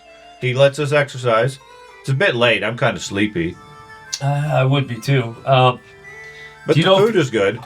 Is he feeding you anything that's outside of what you would normally be fed, though? I mean, some things you guys love, but you really shouldn't eat a lot of. Is he giving you a lot of treats? He gave me an apple. I look around for apples. There's no apples. Horses eat the whole thing. Yeah. Is there anything else? Anything else other than that? No. Can I have that carrot? I turn it Part way of my mouth. I You stick my can't finger out. understand the horse. The horse doesn't want bread this time. He wants the carrot. Well, he doesn't understand what good bread is, I guess. But he wants the carrot. Okay, I already ate mine. I guess I'll give him the half-eaten carrot. He takes it and promptly chomps break it down. it. One of the other horses. Yeah. Where's my carrot? Break. So they get a little piece of carrot for each one of these big war horses. Yeah, that's okay. Listen, my name's The Ro. two back horses, the ones that really aren't talking, Yeah. you can hear them bickering with each other, saying, "This guy's stingy. He gives us just a little bit of carrot." That's all we had. Man, So hey, Sir listen, my Gary name's feeds us better than this guy. Just like, Anyways, so the one that's talking to you, hell. I say my name's Rowan, and I'm a friend of all animal species. And I'm trying to I ensure smell it. I'm trying to ensure that you guys are being properly tended to, seeing as how this individual, I point at the guy, took you out of camp. Brandishes his knife again. It took you out of the camp where you were supposed to be well kept, up here in these ruins where sounds like there might even be wolves close by. Wolves. Yes, Their horses perk up. They get alert. okay. And They don't seem nervous. They seem alert, like they're ready to fight. fuck. That's one of the story time. is One of the first nights we ever fought, the warhorse kicked our ass. Yeah, you going to It was horrible. Anyway, I say, so just understand that I feel like you'd be safer at camp. Don't you feel like you'd be safer at camp and more well tended to? Well, possibly, but we got to protect Harlan. Harlan might be out here to harm you, though. Harlan would never hurt us. Who is this other, the other guy he's talking about? I forgot his name. Matt already forgot his name, so I'm going to say I forgot his name. The other Sir that he mentioned, who is that? Well, I don't know. I don't know either. Never met him. But it's not Sir Garen, so... No, we work for Sir Garen. I know. He takes good care of us. He gives us more carrots. But there's somebody trying to sabotage Sir Garen. It is out to get Sir Garen. Can't be Harlan. Well, but Harlan could be get paid by this other Sir that he was talking about. And this other Sir may come out here to try to hurt you. Okay. Well, if he tries to hurt us, we'll kick him. It's a good thing I didn't punch the dude. All right. Anyway, Sir Harlan's listening to you whinny and neigh and so forth with the horses, and gives him a carrot. He's completely confused. I would be too. As mad as Yeah. Excuse me. I even get this look of consternation. I'm like, all right. I look back at the horse. I mean, from his demeanor and his attitude, he doesn't seem nervous whatsoever. I would understand that. This guy typically takes right. If anything, he seems more alert and protective of Harlan, given that you told him there's wolves in the area. Yep. That's a really good thing you didn't punch him. 2 of us versus 3 war horses would not go well. It would be a very interesting and unique fight. I'm talking to him. No, stop! Roundhouse kicks a horse. And You suplex a horse. It's okay. I was basically being referenced as a horse. It's like, give your reference in that. All right. I feel like I've been let out into the middle of the forest. So Harlan repeats again. I need you guys to leave. We're not doing anything wrong here. It's not what it seems like to me. Seems like you took these So horses. you mean to rob me? You mean to steal these horses from me and Sir Garen then? How am I going to do that? Not by my choice. Where would I go with them? I don't know. I don't know what your plan is. Obviously, you didn't think this through. You got that right. I kind of like laugh and say that. I would say, listen, we thought you were sabotaging Sir Garen. Well, no. Never. What's that? We don't have intuition in this game, so what is it? No, but you got perception. All right. I want to see if I can determine if he's lying for that. I literally think I'm like, wait a second. Well, I thought there was something like that. Yeah, not that I'm aware. I don't think there's an insight or anything like that. A perception would work. 119. 119. Yeah, he definitely is trying to portray it as he's doing the right thing and what he's been told to do and so forth. But you know from your time at the barns, walking horses out in the middle of the night, the only thing it's going to do is make them unrested and too tired to do their job. It also risks breaking their leg when you're walking through the Potentially, field. yes. I don't know. Apparently my tendency to only roll zeros. Well, only rolls 100, so I got a 1. So it's like my attempt to lie to the guy. You rolled a 1? Yes. Okay, so yeah, you firmly believe him. Makes sense to me. Yeah. Just as sturdy as those tent stakes. Let me tell you a little something about taking care of any animals. And you're a friend of horses now because you gave him your carrot. Mm-hmm.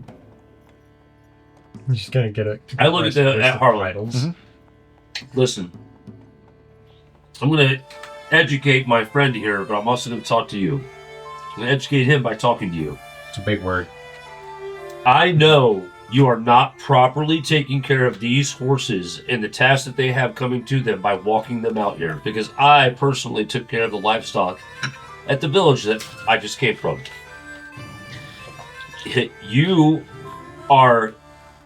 What you've done by taking them out here is detrimental to their health and detrimental to their tasks that they have set upon them in the future days to come. Why are you doing this? Why are you acting against Sir Garen? Well, sir. Where's the name? I have too many notes. Sir Bellum said it wouldn't be an issue. It is absolutely an issue. No, they'll be fine in time for the tournament. They're only going to be tired for a day or two for the parade. Who does Sir Bellum work for? Sir Bellum, Lord Bellum. He's a merchant in town. He promised me free drinks at the copper kettle, the copper pot, throughout the tournament if I just took the horses out for a night's ride. I don't want to hurt the things. Take them back to camp, otherwise I'm going to report you. What about my drinks? If you need a drink, I'll get you drinks. Not at the copper kettle. Well, no, at the copper kettle. I'll get the expensive ones. You need drinks? That's the third name we have. The pot, kettle, and goose. We'll go to the copper kettle. We'll get drinks together. And you're going to tell me all about this, or this, whatever his name is. Like Bella. Bella, yes. I'll call him the kettle goose. Okay. I don't know. He starts unhitching the horses and everything. Pours his soup out into the fire. Okay.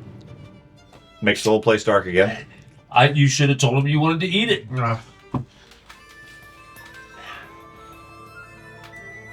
I'll help him with the horses. Okay. I can't talk to him anymore because I would have had to break concentration. But yeah, they keep pushing at you, saying, "Why aren't you listening?" But no, the horses seem well cared for, well kept. He leads the horses back down the hill very carefully, then back across the field, and 45 minutes or so later, you guys are back at the camp. Okay. Now we know we have a lead, at least. Yeah, he takes the horses and takes them back to where they're supposed to be and ties them up, starts brushing them down and taking care of them for the evening. All right. Thank you very much. I'm going to let you know that if I hear about you doing anything else like this, I will report you. You will make sure these horses are in perfect, pristine condition. I'll do what I can. I really want to hurt you. I don't understand, dude. He's doing the right thing. I feel like he didn't learn his lesson. A few drinks. I'd say this out loud. I'd say, listen, a few drinks should never, ever cause a person to turn their back on the noble animals that serve them. It's. I don't get it. I don't understand. But well done for seeing this. Well, have you had the fire water at the copper kettle? I don't tend to ever have the fire water at the copper kettle. Then you wouldn't know the cause. As I'm actively chugging down whatever it is. Okay. Well, yeah, let's head out. So the party at the main tent is breaking up at this point. Okay, you pretty much, unless there was something you specifically wanted to interact with, That's unusual. or anybody along those 10 lines. stakes for security should be breaking I up. was going to keep an eye on the squire we're dealing with. Okay. See how he interacts. Who he interacts with. Okay. Everyone. Yeah, you see him interacting with the other squires. Who was it? Roderick. Was he that merchant that had the Those caravan? squires, for the most part, I was wondering about that. stay. I don't have it written down. You get the impression that they're like army soldiers on leave, or Navy soldiers at a port where they have the weekend off. Okay, they're drinking, they're partying, they're having a grand old time. A bit more probably than the rest. They don't seem nearly as cultured as most of the other squires are. The particular one that you're watching is there. He seems like the odd one out. Yeah. Doesn't really engage with it. I mean, he's there, he laughs with them and so forth, but his heart really isn't into it. How precise is Corwin watching the crowd and stuff? He's not. Okay. Then Corwin just having fun talking to everybody, telling grand stories about all the beasts and creatures he's defeated over the years. okay. Is he getting progressively drunker? Corwin, no. Okay. He's getting progressively grander in his stories. His armor, according to him, was crafted directly from the scales of a silver dragon. That's why it gleams so brightly in the sun. That'd be cool. and I'm sure he believes that's true. It's not blood, it's just... According to him, it is true. It's music. It's all that cocaine, dude. Nobody. That's right. Not lead. Talking to horses too much. Booger sugar. So we have 2 more days till the actual tournament itself. Correct. I am going to, once the party breaks up and Corwin goes back to his tent, I'm going to try to speak with him, try to get a personal meetings about this squire. I would like to propose... Okay. You can easily meet with Corwin if you wish. Yeah. Okay, so you want to do it after the party, you said? Yeah. Okay. Party wraps up. You get an audience with Sir Corwin and most of his attendants over at his pavilion. Most of the squires are cleaning weapons, armor, etc., getting things things ready for celebration tomorrow. According to them, the knights are scheduled to do a small parade to entertain the locals and show off their material and their armor and everything. Mm-hmm. Do something impressive before functionally coming back and hanging out for the rest of the afternoon. Okay. They're also going to be doing some practice battles on the list. I'd like to try to arrange a more private meeting and have whatever guards he wants. I just want to... Corwin is honorable. I don't know if his squires are.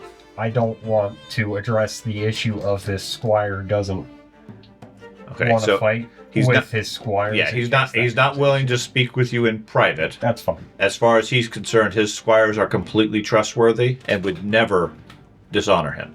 All right, then. Okay. Okay. Then I'll just speak to him directly then. Okay. So what exactly are you going to ask him or tell him? I'm going to tell him that during the party, I noticed a young squire who was seeming to be out of it. They weren't partying, they weren't enjoying their time with the rest of the party, and I'm going to bring it up with him that I would keep an eye, and I will try to interact more with the squire. I overheard some of his conversation, and he just doesn't seem to be a fighter. Is this one of my squires? Not one of your squires. I believe it's one of Sir Roderick's squires. I wouldn't mess with them. Well, what I'm proposing is they're really no fun. He seemed to be, for that reason, they're not fun. This one seems to be the odd one out. He seems to be more of a poet, a fanciful author, writer. I don't really know it. Okay. He doesn't seem to be a match for Sir Roderick's posse. So I'm entirely possible. Many squires don't really fit the role they have, but they learn.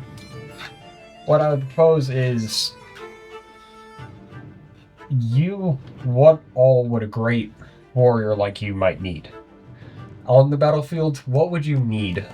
Someone to write your stories, someone to paint your paintings. Oh, I don't need that.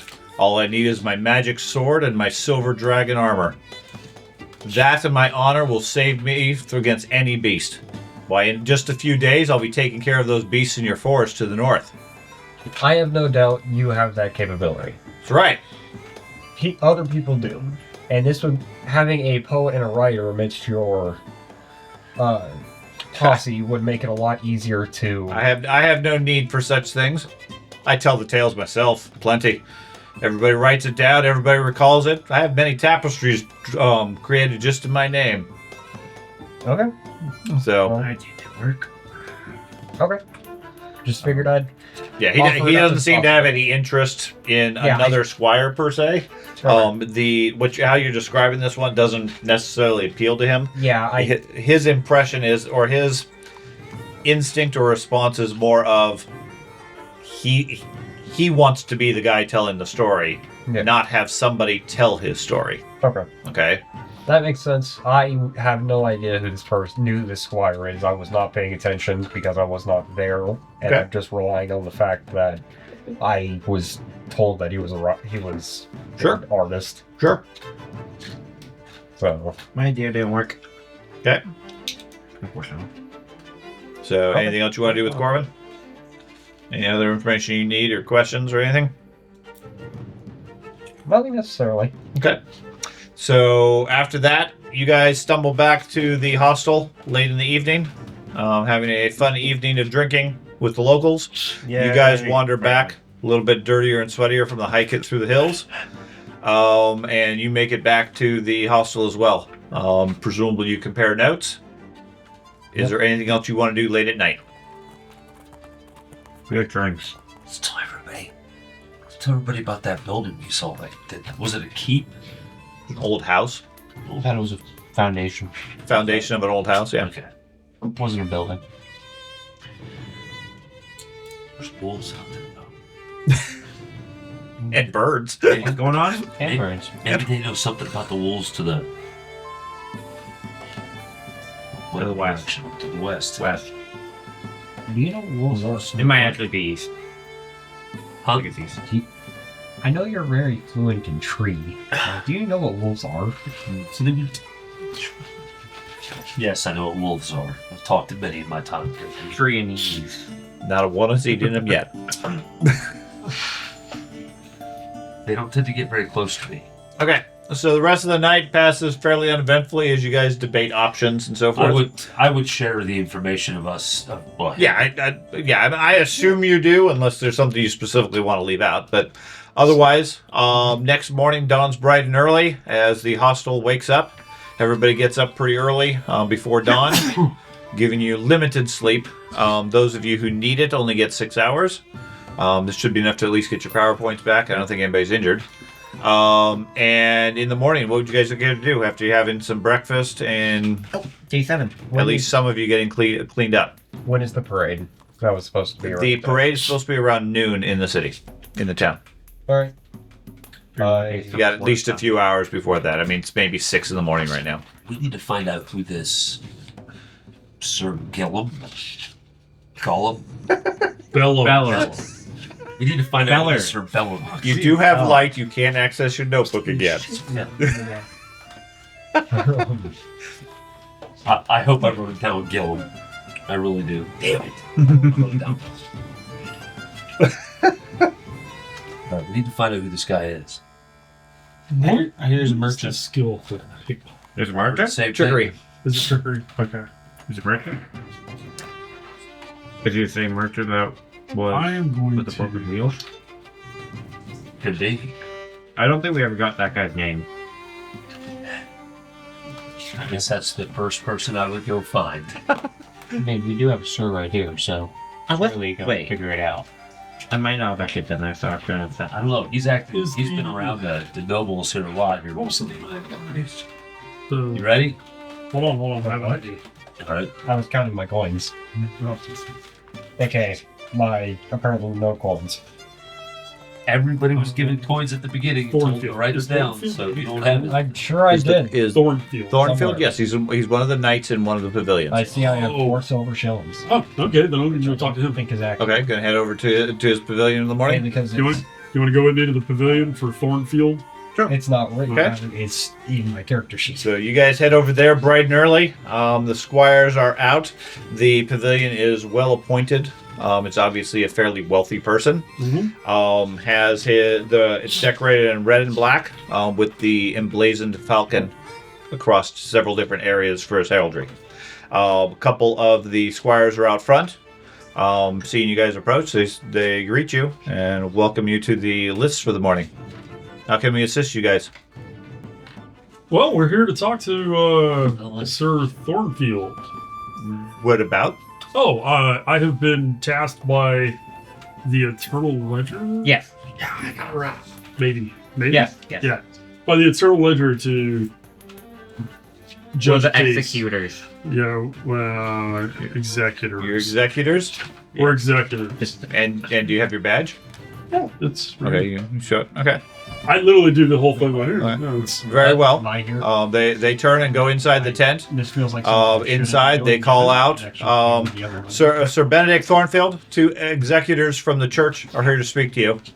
Then they hold open the flap for you guys to All walk I in. know is I'm not there. Yeah. As Okay. soon as he says that's what he's going to do, I'm like, well, I'm not doing that. Yeah. Yeah. I Stop did showing try to it. include you. It's me and him. You guys walk in.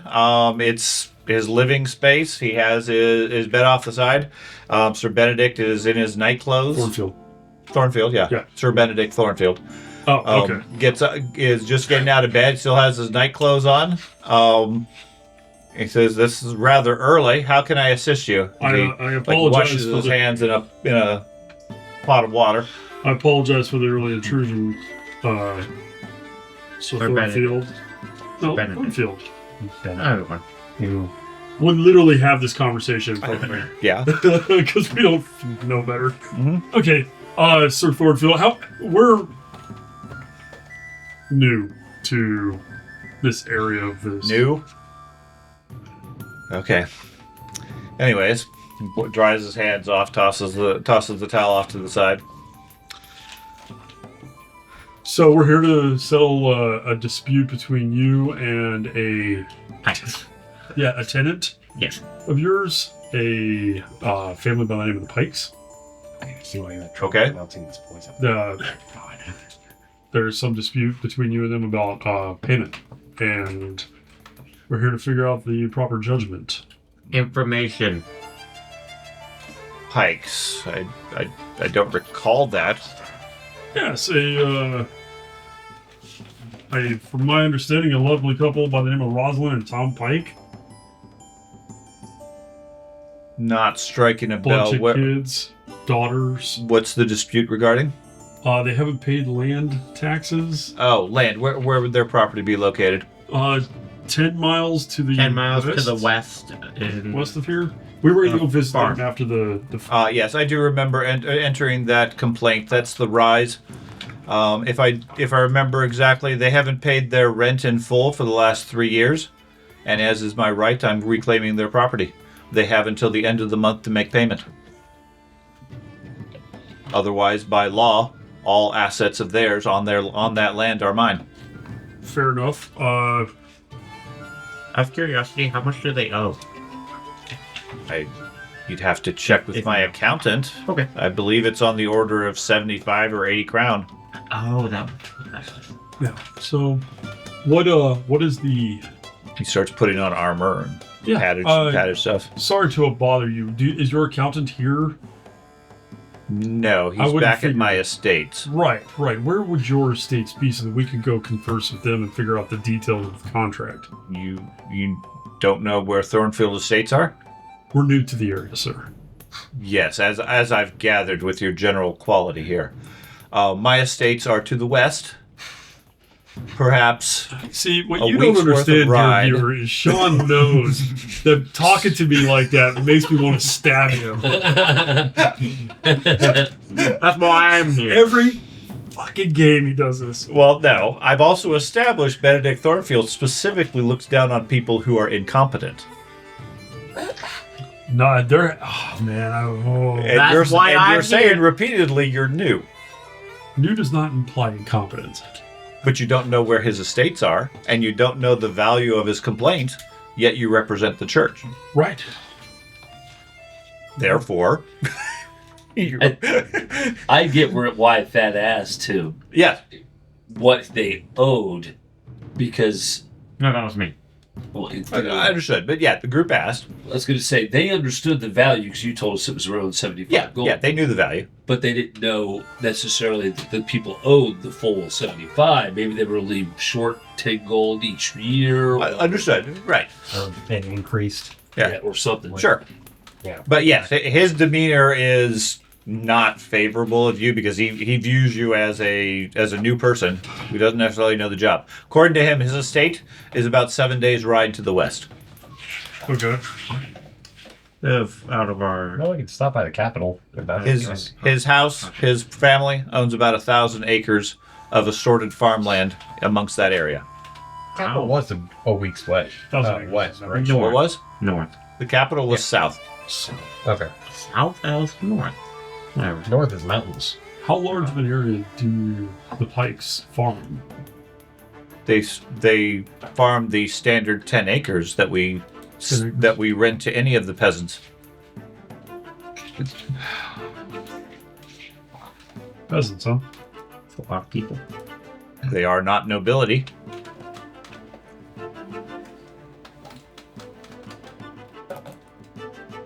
Citizenry is also another word that you could use. Perhaps. I'm gonna murder this guy. Is there any information that you think we should know before we go get to the pikes? Any information you should know that I should give you? Yes, I'm trying to get out of here before the bad. You have to understand, he's a dwarf. They're known for being rather gruff. So. Yes. The only thing you need to know is once this tournament is done, I will be lodging a formal complaint with the church for inaction and inability to fulfill their religious duties and conclude this transaction. They have until the end of the month, which is approximately 2 weeks away, to resolve this and eliminate the trespassers on my property.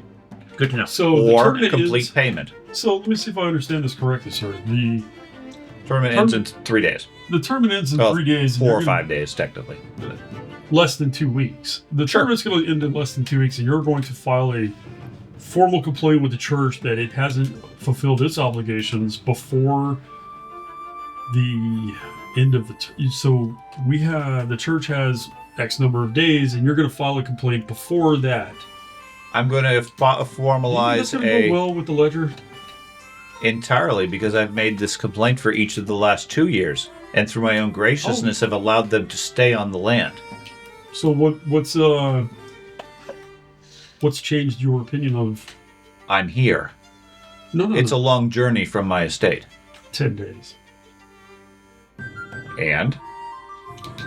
I'm in a carriage. We were in one of those on the way here. It's not comfy. It is. You were not in a carriage. That was a wagon. Wagon. No, not comfy. Wagon pulled by a mule. According to him, they have not paid their rent in full the last 3 years. I get or that. this is the 3rd year. So he's tired of waiting. Have you considered maybe an alternative form of payment, as opposed to just raw gold? In this case, they have nothing I need. Go look around the room at the squires and whatnot, and be like, "There's nothing else they could barter." No, they're peasants. If you're implying I should buy another squire, I have no interest in such stock. Just have to murder one of these. And that would solve both issues. We're getting more information. It's fine. Yeah. To be able to properly, I'm going to say this right in front of him. Yeah.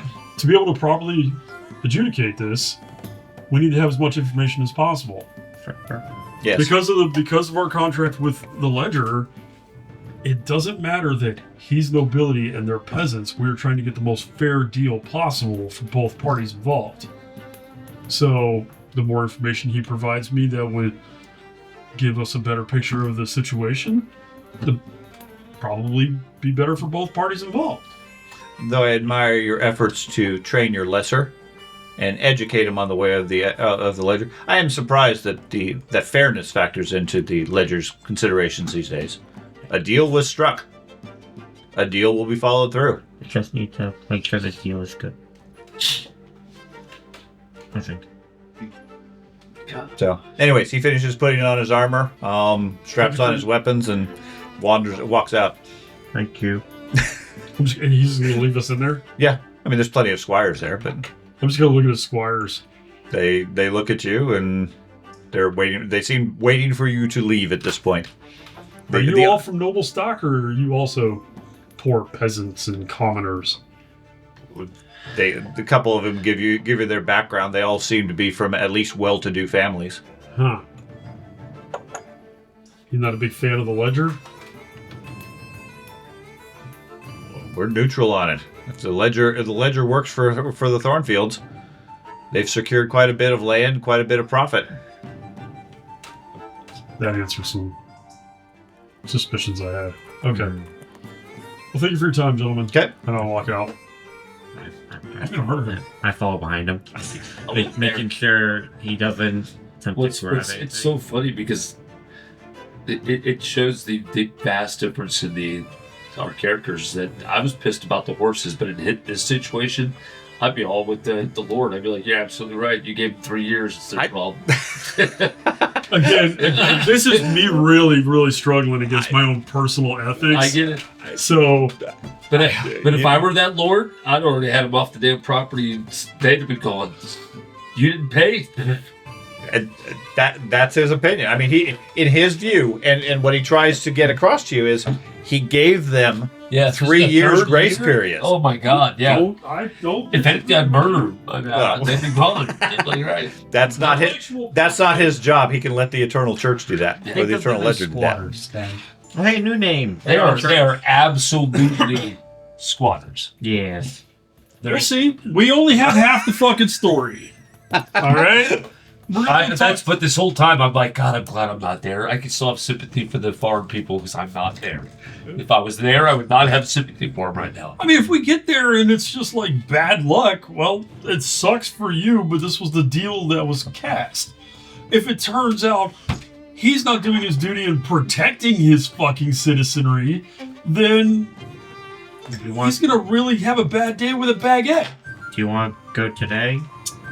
No, we don't have time. How dare you insult the dwarf like that? He doesn't have baguettes. I'm trying to find this bell. God damn it. I think we just go with go. It wouldn't be the first. Where would you like to search for? Where would you like to search for Vellum? I'll go. Where do you think might be a place for him? Well, when The copper tanker thingy. maybe. Goose. Copper Tanker is another name. Did I get a feeling that I knew where the guy that was dealing with the lances and those people, would I be able to find that particular person? Any well-off person would probably be staying at the Wayfarer's Rest. Okay, I'll head there first. Anybody who doesn't have a lot of coin would be at the Copper Goose, which is predominantly a bar, but it has a couple of rooms. Anybody who is either taking advantage of the situation or truly doesn't have any money or is just vagrants like you guys stays at the hostel. Which we still need to question her. She's questionable at this point too, in my opinion, to some degree. She's being way too nice to these Her dogs. first name is Sister. She can't be questionable. Why would they donate food off to the nobles for this? Yeah, she gave away her food. Yeah, she could have cooked that for all those poor people. She's shown to be doing something hella illegal. She's providing food, which is the main concern. Killer. That's what we do. Suspicion. Kill.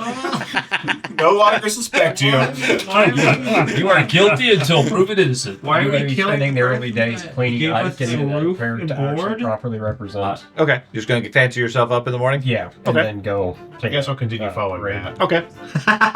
So the two of you are going to go where to look for Bellum. Wayfarer's Rest first. Wayfarer's Rest. Okay. So you guys go there. This is fantastic. Why? I don't like playing somebody who is.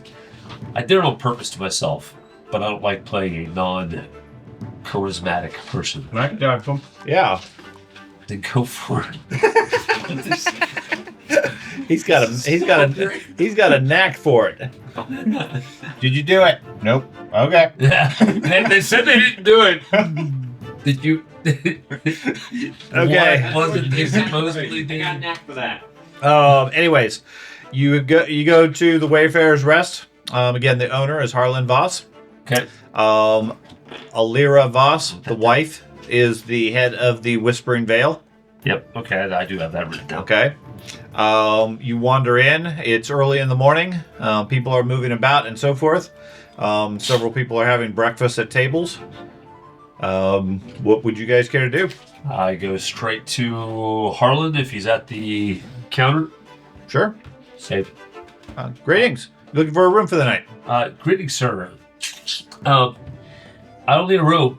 You need a bath. No. I don't smell Are you bad. sure? I'm absolutely positive. The horses love me just the way I am. And- Okay. I was trying to find a Bellum. A Sir Bellum is what I was told his name would be. Yeah. Is he here? Yeah. Third table over there. Turn around, Louis. Yeah. There's a well-dressed traveler. I mean, Is it the guy that was selling the Yeah. lances? Yeah. Okay. All right.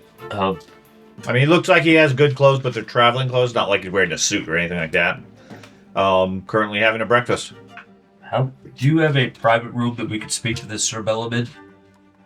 For what purpose? Inquiry. We just want to talk to him. He's right there. I don't want to talk to him. It's delicate conversation. It's something I don't want the rest of the bar to hear me discussing with him. In case it's something he doesn't want known. Well, I think they all know you're here, but with him. I don't care that they know where I'm here. I care whether or not they know what I'm going to discuss with him. So you got super secret spy stuff? Yep. Sure. If that's what you want to call it, sure.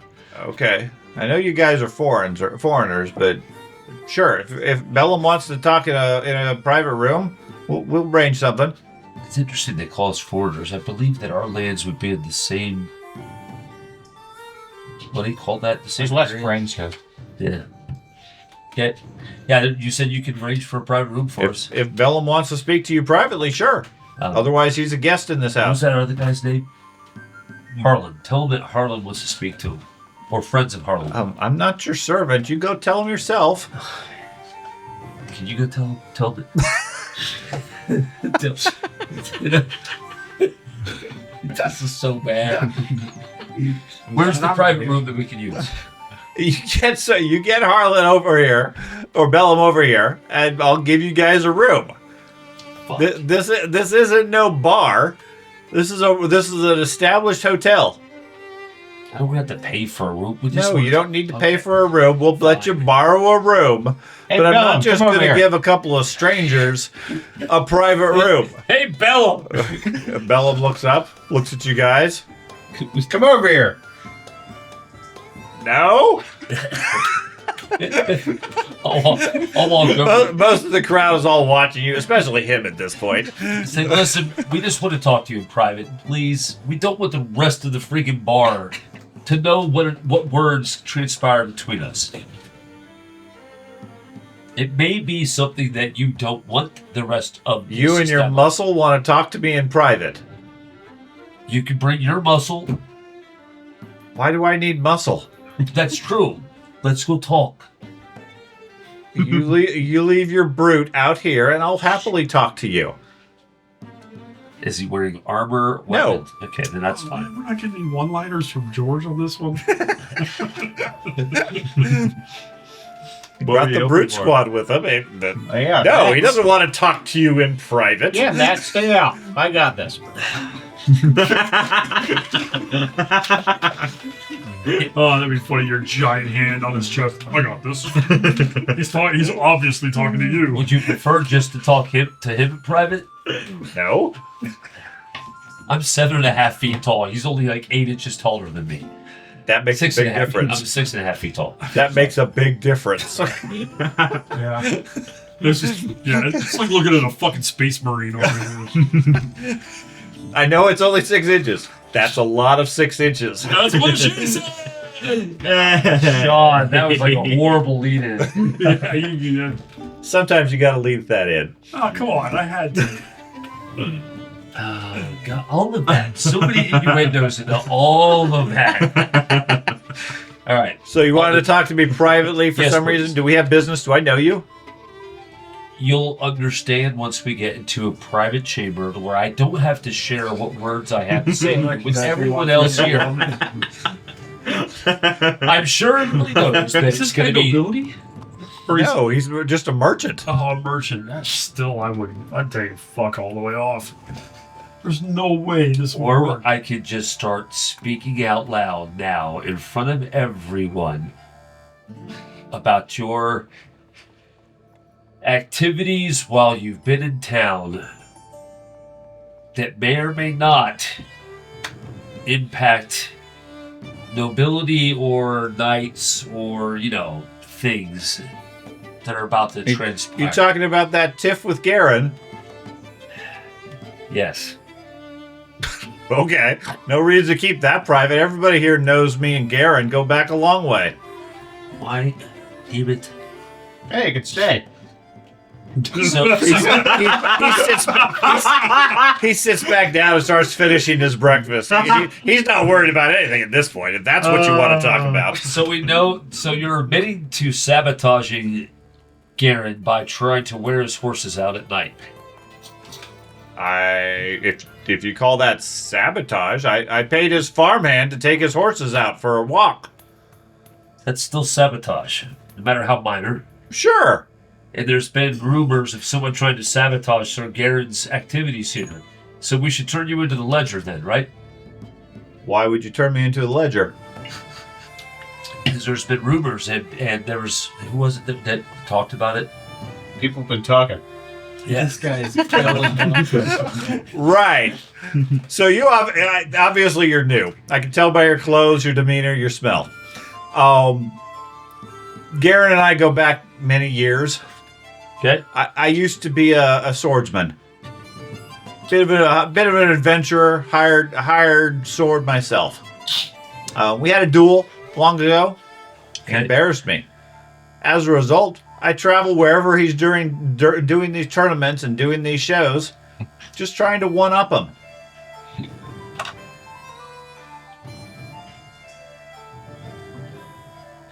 I mean, if Garen really is as good as he says he is, a couple of tired horses isn't going to affect him.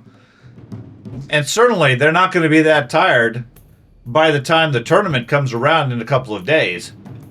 He's just going to be walking around on these sad old nags for the next couple of days, prancing about town, showing off how good his horses are, and getting a bit embarrassed.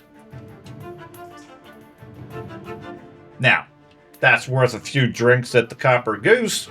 Yeah, sure. I'm willing to toss that in. Farmhand was certainly willing enough to do that. He didn't see any harm in it. I don't know what you're talking about, sabotaging the tournament. I have no desire to affect the tournament. But I'll tell you what. As he's talking. If you think I have a business with the Eternal Ledger, you go right on and call him. He smirks and keeps eating his food. I look around the bar as he's talking to see if anybody takes... People are taking notice because you got a 7-foot giant next to you, and you're talking with this guy, and he's not being quiet at all. I mean, as far as he's concerned, this is all public knowledge. He has a beef with Sir Garen. But is there anybody, when I say sabotage, I start looking around, did anybody take special interest? Give me a perception roll. 100 exactly. Okay. Wow. Nobody takes particular interest. Where's better? No one. All right. I'm so tired. Yeah, and I'm hurting. He stole the coins from me. I don't know what. I had a bunch of Taco Bell for lunch. I am cramping so hard. Well, that would be it. I didn't eat the lettuce. I was wondering if you had lettuce on it. Everybody in there was ordering Well, shit without lettuce. Oh, yeah. Everybody's like, they were in the back. It wouldn't be today anyways. You'd have a few days. Yeah, but the people in the back were like, I'm so sick of making enchiladas. I was laughing because I ordered 2 of them. They're like, nobody's buying anything with fucking lettuce in it. I'm in the fucking store just dying. Even on a good day, if we end up getting talking about, we don't get lettuce. It's God's divine punishment for you freaks. Anyways. For what?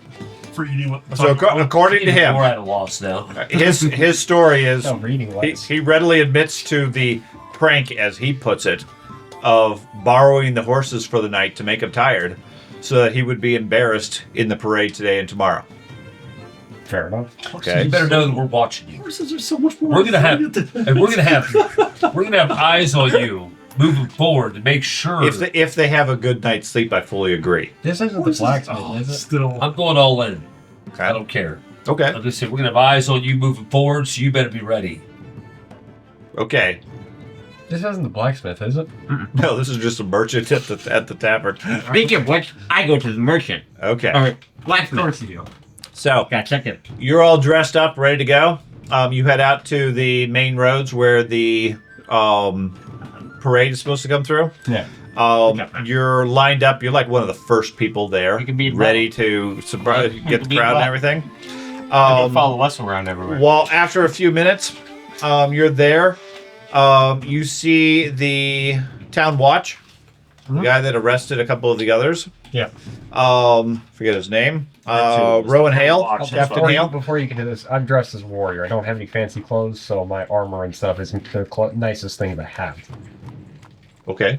Just, I know I said I fancied up, but fancied up is in. You cleaned up your armor and brought that. Did you bring As your a weapons warrior. and things like that? Yes, I brought my spear and a shield. Okay, so Captain Hale sees you across the street, crosses over and says, "Oh, excellent! I was hoping I might find you. You're a soldier by trade, correct?" Yeah. I assume so, based on the weaponry. Most of the others here don't have any of that. I know a couple of your companions have a tendency to get into trouble. That might be exactly what I'm looking for. I had a couple of the guard up to the northeast. They haven't checked in, and I'm growing a bit concerned. They were there 2 nights ago. They were supposed to. I sent a replacement this morning. Nobody's returned. I'm afraid something might be going on. Northeast, how far? Oh, maybe 2 hours. All right. Can I possibly ask you and your companions, or possibly just you? I'm sure there's nothing going on there. They're probably just overslept or got distracted. Maybe they lost track of time, although I don't understand why when it's based on sunrise and sunset. But something obviously is something's up. I need to send somebody out there, and everybody else is tied up with this tournament. Between the bar fights, thank you very much, and everything else going on in town, can't really send any more people. So I figured you guys are outsiders. Maybe you'd be willing to check it out for me. This parade, what's on the docket? How long? What time? Depending on how many people actually go through it, your expectation is it's probably about 15 minutes. Of these knights walking through saying, "Ooh, look at our shiny horses and armor and things like that," and then they all go back over to the thing and they hang out for the rest of the afternoon. I was just ensuring it wasn't a all-day affair. No.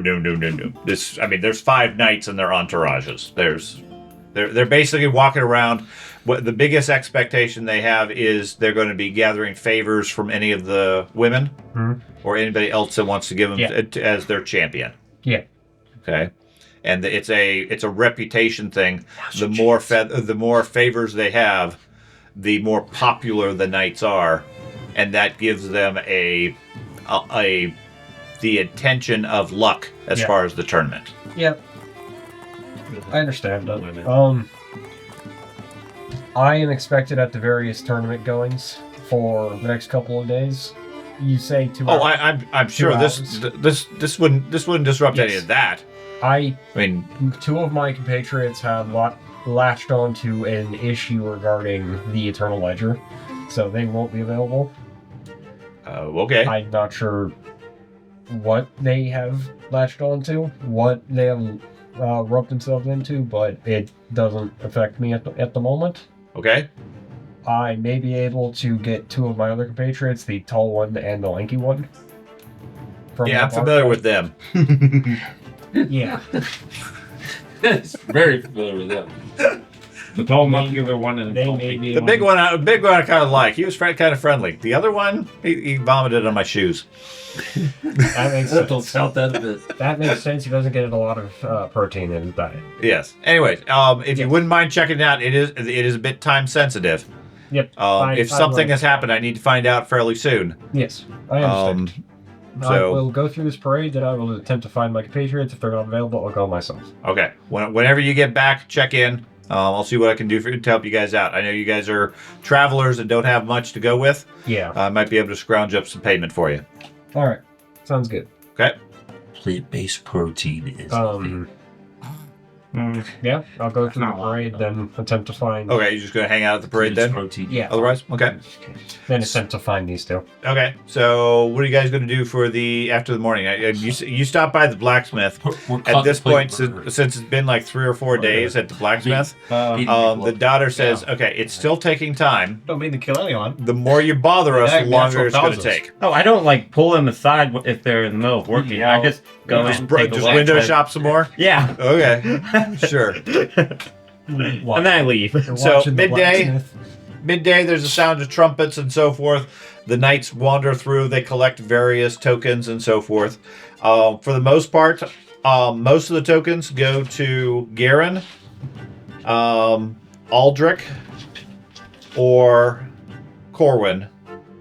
Roderick seems to not care, and Benedict shows up with many flags and banners already on his lance. Yeah. Aldrich. Which one was that? Aldrich is the Silver Stag. Oh, right. Yeah. He's the one that is the stereotypical knight. Yeah. Does the parade go by the blacksmith? Yes. I will stay over there and attempt to discern the blacksmith's reaction while... give me a minute. While Sir Garen passes by.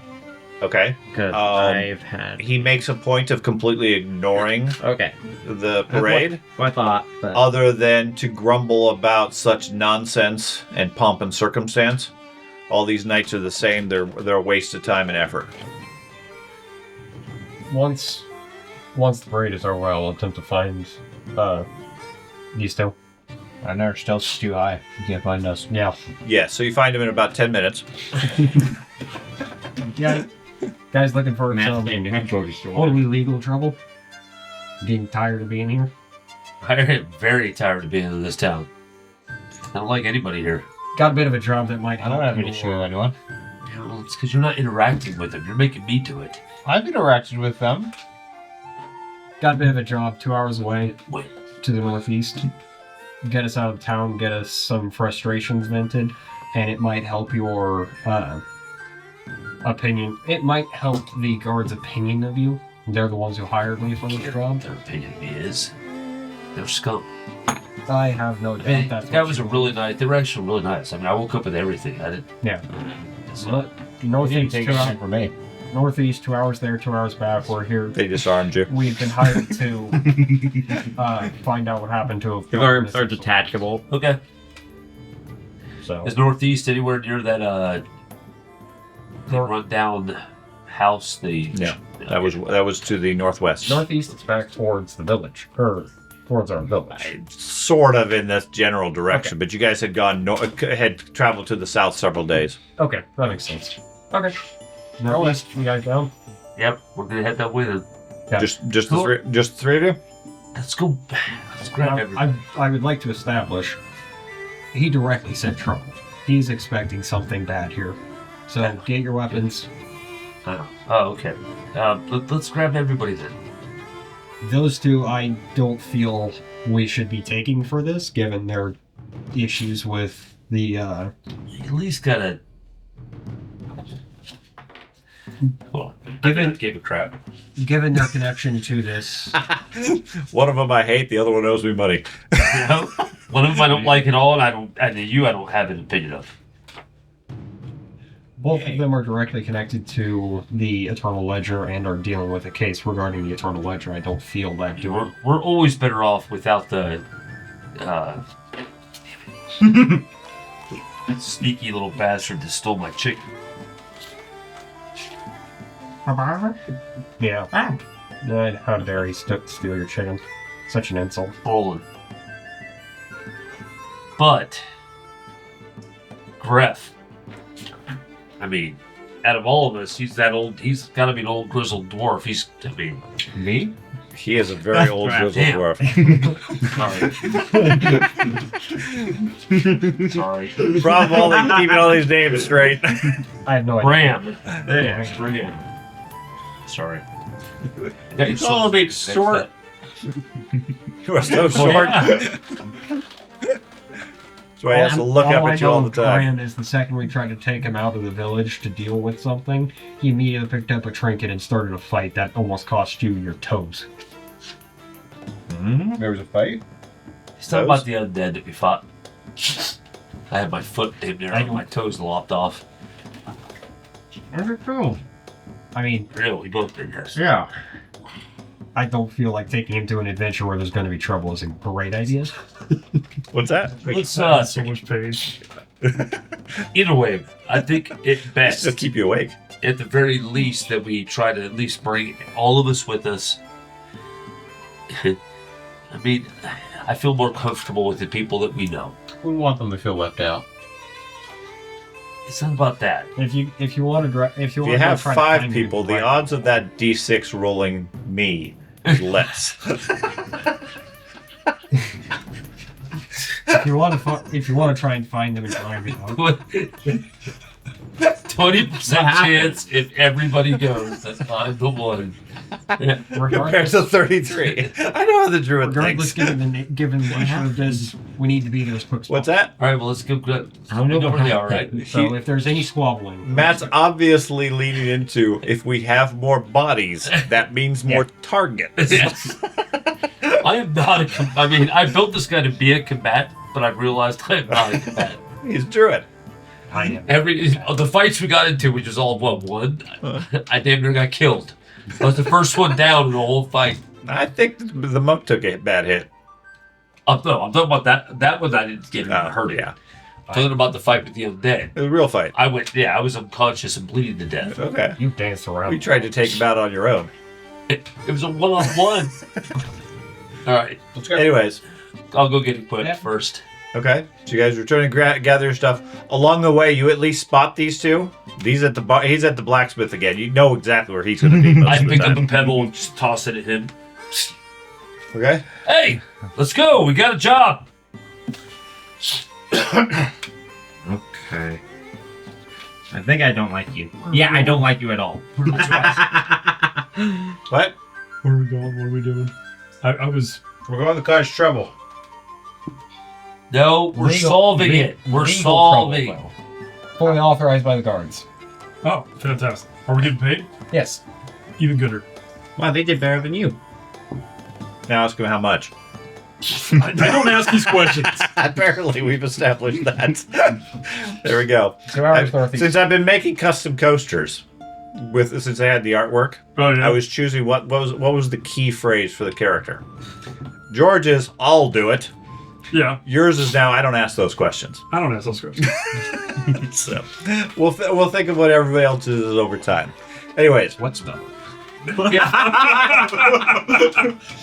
what'd you say? Wet spell for that. For that. Wet spell? What? Spell. Smell. Oh, what Question spell? mark. Okay. I'm smelling things. I'm curious what mine is gonna be. I So- visit the blacksmith. It's midday. At this point, like I said, you're expecting, based on the directions, about 2 hours of a hike. All right, head straight out. Okay. Yep. Let's just go. Get all your gear though. Make sure you're fully ready. We expect to fight. What are we doing? Causing trouble. You're only 2 hours northeast to recover guards that have gone missing. Oh, good lord. Okay. Sure. They actually, some that didn't report back, more were sent out. Now they have no idea where any of them are. You mean the armed and armored? And we're gonna go try to rescue them. That's why, hey, he was trying to get just us 3 to go. That's We why I were got not all paid- of us. We were not paid to rescue them. We were paid to figure out what happened, go back, and inform him. So We were paid? So what you told me. We are getting paid. We are getting paid to go there, scout, that and medium. survive. feel like- around the last guy. Like, hey, we're getting paid. Yeah. You got paid? Our job is not to rescue You are them. my ally, so okay. Yeah. Let's go. Whatever you say, man. Yeah. Go. Yeah. Our job is not to rescue them. Our job is to find out what happened and report back. All right. On the walk, you and I are gonna discuss some poisons. I'm sure if we rescue them, it'll be a lot more pay. Okay. Okay. So you guys head out and you guys are going to Noble discuss and poisons? squires to kill. I am trained in poison, so Okay. I don't know how if I'm as trained as he is, but if you have a specific poison in mind, I can try to search for it. It's just something we can put on crossbow bolts. Okay. Happen to have I'm any gonna rare shoot spiders? you with this crossbow wheel. That was No. funny. Have one of my pockets. They're not that rare. Come on. Yeah. How did he die? It could be the crossbow. No, it was obviously the poison in his mouth. That's right. Poison on the arrow, not the arrow in his heart. I'm not good enough to hit a heart. We know that. Okay, you guys have everything you Sure need? you could hit. Or care The to bring? whole point of me putting poison on it is so I don't have to be really good with the crossbow. I can just be like, oh shit, I scratched him. I'll just come back an hour later. Okay. So you guys head out. It's a pleasant enough day. Slightly cloudy. Solid breeze coming in from the west. You're hiking through the trails or through the fields, basically grassland. This area is relatively rocky, so it doesn't make good farmland. And after, 15 minutes or so, the town's out of view. You guys are walking through the hillside and so forth. Here and there on different hills, you find remnants of old stone structures, most of which are nothing more than a couple of foundation stones here and there. But they seem to be relatively common across the landscape. Okay? After about an hour and a half, close to 2 hours, you spot up ahead what looks like a larger one of these ruins. Looks like it might have been a homestead of some sort, maybe even a coaching inn style place, like a walled grounds, long crumbled away, etc. In front of it, there is a flagpole posted in the ground, waving the banner of Brindle Ford, Okay. indicating where the guards would have been. Okay. You can see signs of like an old campfire up against the edge of the outer side of the wall. No sign of any people. You're maybe 10 minutes away or so. You can see this just in the distance. Okay. It's way too far away for me with my spell, so I can Move it keep up. walking. Yeah, Okay. keep moving up. Okay. I'll have my full shield drawn. Okay. Bolts in my crossbow. Okay. Arrows. So you guys head up. In front of the area, the walls are maybe 2 or 3 feet height for the most part. There's a foundation on the inside, and it looks like whatever this used to be was fairly sizable. There's signs that a lot of the dirt in the area has been fairly recently excavated. Like this whole place was previously buried, and they've been working on clearing it out. Okay. There's used shovels, some picks and things like that stacked neatly by the campfire. The campfire itself is out by the time you guys get there. There's a couple of packs and a couple of bedrolls and then a small lean-to type tent up against the wall. Okay. Looks like a collection of miscellaneous personal effects and things like that. Mm-hmm. But again, no sign of any people. We don't look for 100 traps. foot radius Okay. to cast a spell. Okay. We don't touch anything. Is there a way past the wall? I rolled 99 now. Is Yeah, there it's one? one Yeah, goes there's off an that opening right there where they're camped. Leads into the area. And like the wall's only 2 or 3 feet tall. Oh, okay. It's small. Inside there's a foundation around a larger building. Anything within 100 feet, it's breathing. No, nothing that you can Movement at detect. No. Yeah. Was the fire stomped out, or did it naturally It go? looks like from give me a survival roll. Right. I failed that roll. I just walk into the I gotta roll. I guess Courtyard. there's the middle area. Yeah, between there's a the wall. courtyard between the wall and the building. Yeah, I just walk like maybe 5 feet beyond the wall. I have survival home. Would that help for Sure. this? Okay. 328, so that's what. I guess I'll wander around the ruins. Okay. Yeah. Walk around the area. I say I didn't detect any movement whatsoever within 100 54? feet of here. 51. 51. It looks like it's been cold for some time, but you're not sure how it was Yeah. put out. It doesn't look like it was put out by water or anything like that. Okay. If anything, it looks like it probably burned out or was just broken up. If we roll over a Maybe the 1, monsters were here. For a does that- spell, it works. Everything else, generally, you're aiming for 75. It wouldn't leave any bodies. Let's grab Okay. You wander into the interior piece, just past the wall. Yeah. You can see there is a, like I said, the interior building. Most of the walls have crumbled and collapsed. There's piles of dirt where they've excavated different areas. Most of the interior building is more intact, and it looks like it was a single large stone building of some sort in the center of this. Okay. Okay. Think in terms of very roughly like a Viking longhouse as far as general structure, shape, and everything, but crafted from stone, at least for the walls. And those have crumbled over time. Do you want me to give you a stonecraft check? No, not specifically. Okay. You're wandering around the perimeter. It's a fairly large area. Give me a perception check.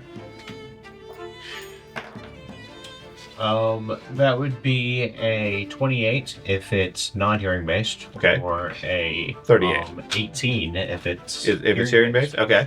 So you wander around the perimeter, and what are the rest of you guys doing? Again, my 10's digit only rolls Zeros. 0. Okay. So the Then dwarf it's has just the wandered one into digit. the main courtyard area or inside the wall. You guys are outside. Like I said, the camp looks like it was. It doesn't look disturbed, per se. It just everybody's looked like everybody's gone. I was looking around the perimeter for tracks, and I rolled horrifically. So Okay, give me a perception roll. I'm gonna go inside and check if it's elven. If the structure itself is elven, dwarvish. Try to figure out what kind of 93. How old it is. Okay, 93. Okay. You're wandering around with him, checking for tracks and everything. He's admiring all the rocks. He used to carry rocks back in town. Off in the field down the hill to your side, maybe 50 yards away or something, you see something red highlighted in the grasses. Not moving, relatively small in the distance. I'm gonna. Hey, go get everybody else. I see something down the hill. I'm gonna go check it out. I'm gonna do it quietly. So just casually go get everybody. All right. Okay. And then I'm gonna casually walk the other direction towards the group. Okay. And I'm going to. The monk casually walks back. I'm so casual. Yeah. He's walking casually, but not making it look like he's walking casually. Hey guys, he found something! That's what I was gonna do. I know, that's why I fucking prefaced it with, hey. Anyways, monk comes back. You wander further into the interior. The central building, like I said, is a large stone building. Most of the roof is long gone. You're not sure. Don't think it was wood or stone per se. It's probably thatch. Yeah. Give me a culture lore roll. You said you had. Let me know what your total is for dwarf or elf or anything like that. Yeah, I have Elvish lore, I believe. Okay. What did you want to do, Ben? I gotta find it. I guess I'll go. It's a weird skill. Not around the perimeter, but in the I'm guessing there's space between the wall and the house on all sides, so I'm just gonna go on the inside, going the opposite way that he was going. Okay. Give me a perception roll as well. First roll today. Terrible. 114. 114. Okay, it does not appear to be elvish in make. You suspect this is human architecture from some time older. You're not familiar with it. Yeah. But it doesn't appear to be elvish or dwarvish as far as style and design. Okay. That would be a... Math is not happening. 57. Okay. On the back side of this large structure, where the wall's a little bit taller, you find what looks like a large paint spot on the wall. Is it paint? It looks like paint. You're not sure exactly what it is, though. But it's something painted or colored onto the wall. Some sort of abstract design on the wall itself. Maybe 6 or 7 feet tall and about that far wide. It looks roughly circular with a couple of peaks on either side. Do I see anything else around? No.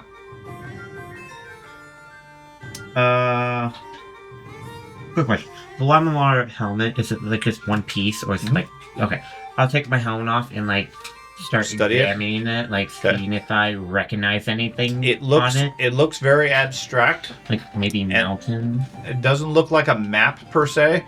As you step back and take in the full scene and everything, it looks almost like a grinning face staring at you, crudely carved on or crudely painted on the wall. Hey guys. Some sort of dark red coloring. I continue to concentrate on my spell. Okay. So anything within Still 100 not. feet. No. Still I not pick up spying. my friends and all that, right? But yeah, you still catch them. That's all I care about. Okay. Anyways, he wanders back over. Nobody is doing the back at the front other than him. He's like concentrating on something. I can't move. The shady person found something. Not sure what it was, but it was down the hill. It's so Hey. weird because I don't dress like a fucking thief or Well, a normal person. You're just Okay. shady. Yeah, you have a cloud on The ordinary person found something. The totally nondescript, ordinary, average man found something. Who's 6.5 feet tall?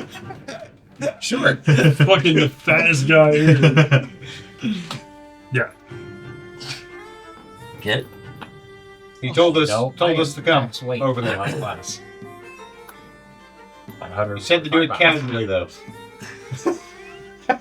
So you're gonna cancel your spell? I don't hate him. I gotta see if it will cancel it if I, If you stop concentrating, it goes away. I could pick you up. That way you're not moving. Sadly, that won't help him. I mean, anything within 100 feet does not need to be alive, just has to be any movement. Nothing other than my ally. My this would ally. be so Right. half the Okay. character. And then I'll go you and just stop, like concentrate, say, where's he at? So you Okay. can just Guys. So he leads you around the side. You see Thad down the hill, off in the tall grasses. You head out there. As you get closer, it looks like the back half of an arrow sticking up out of the grass. Okay, and when you get close, you see the body of looks like somebody dressed in a town guard's outfit. Has a crude-looking red arrow in his back. I'm going to move to cover. Like, Okay, if you there's duck any down in the trees- grass. There's no trees; it's just grasses. Yeah, I'm going to duck down into the grass, Okay.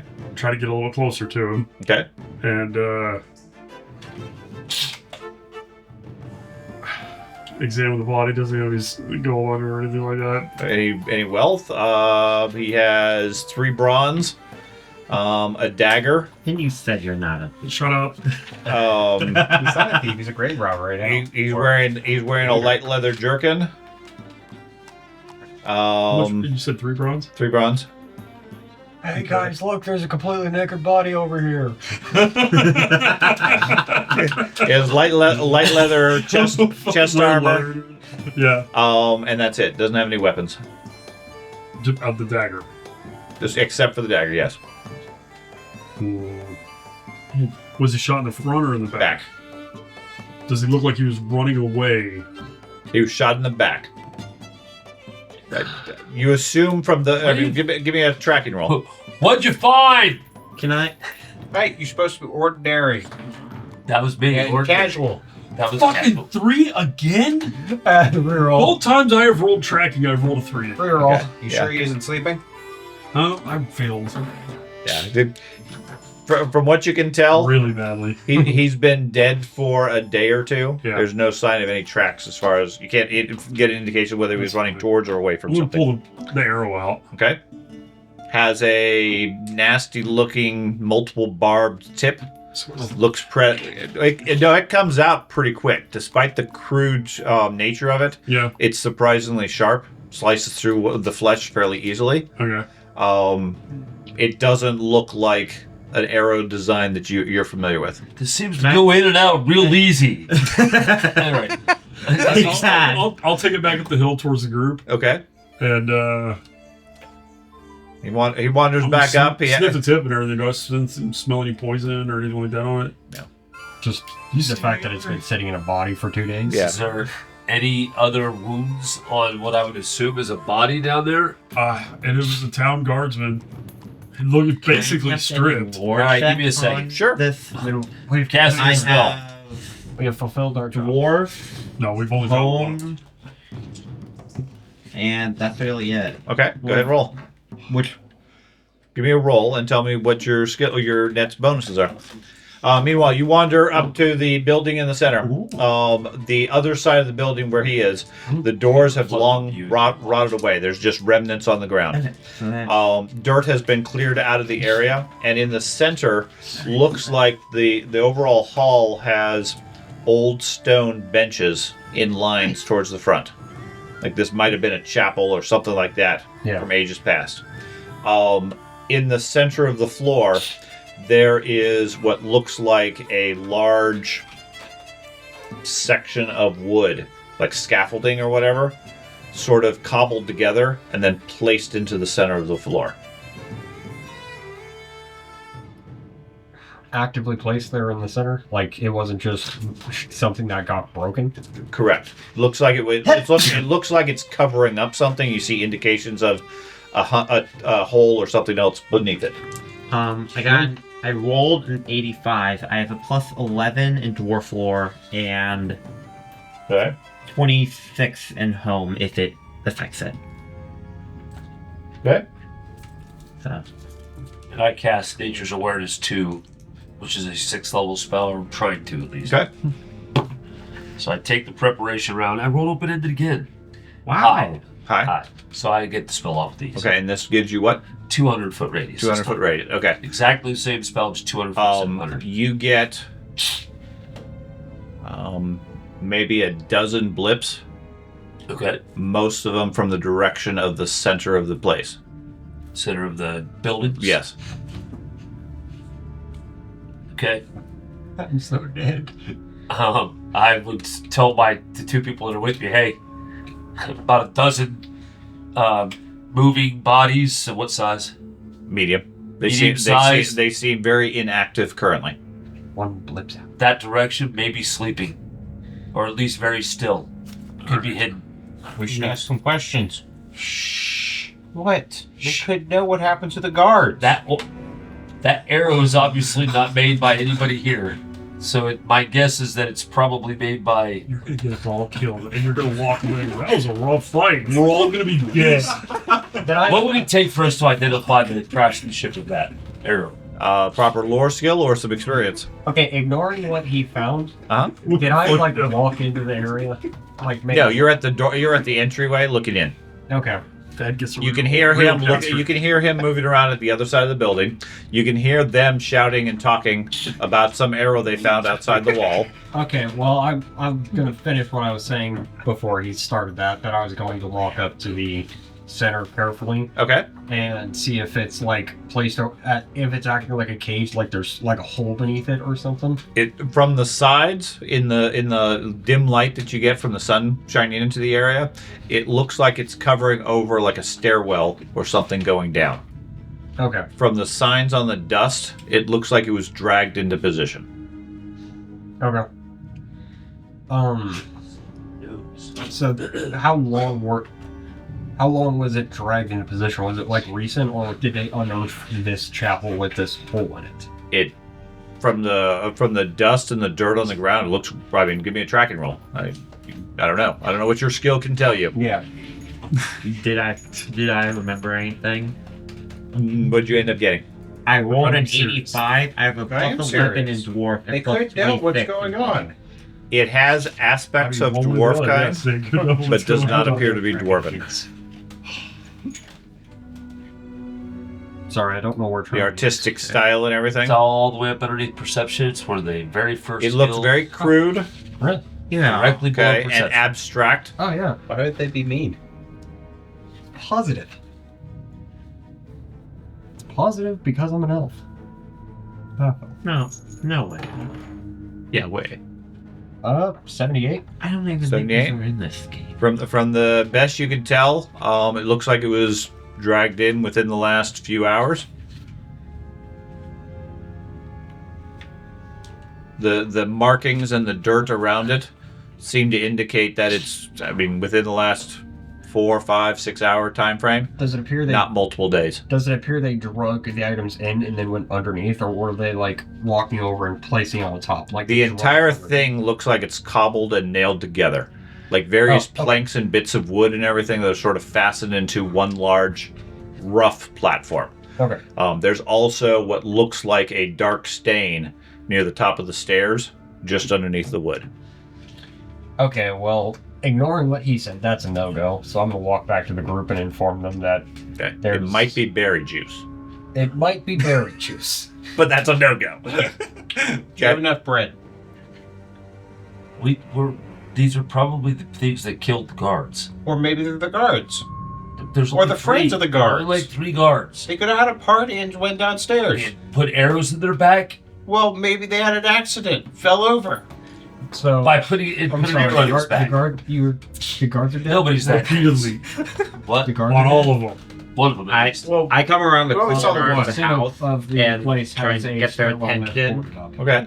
Guys, With I a found something. Dwarf comes around calling out for you guys. Hey, shh! I found something. It could dark be the stain of guards the top hiding is there. from whatever killed their buddy. There's about a dozen people in the middle of all of this stuff that way also.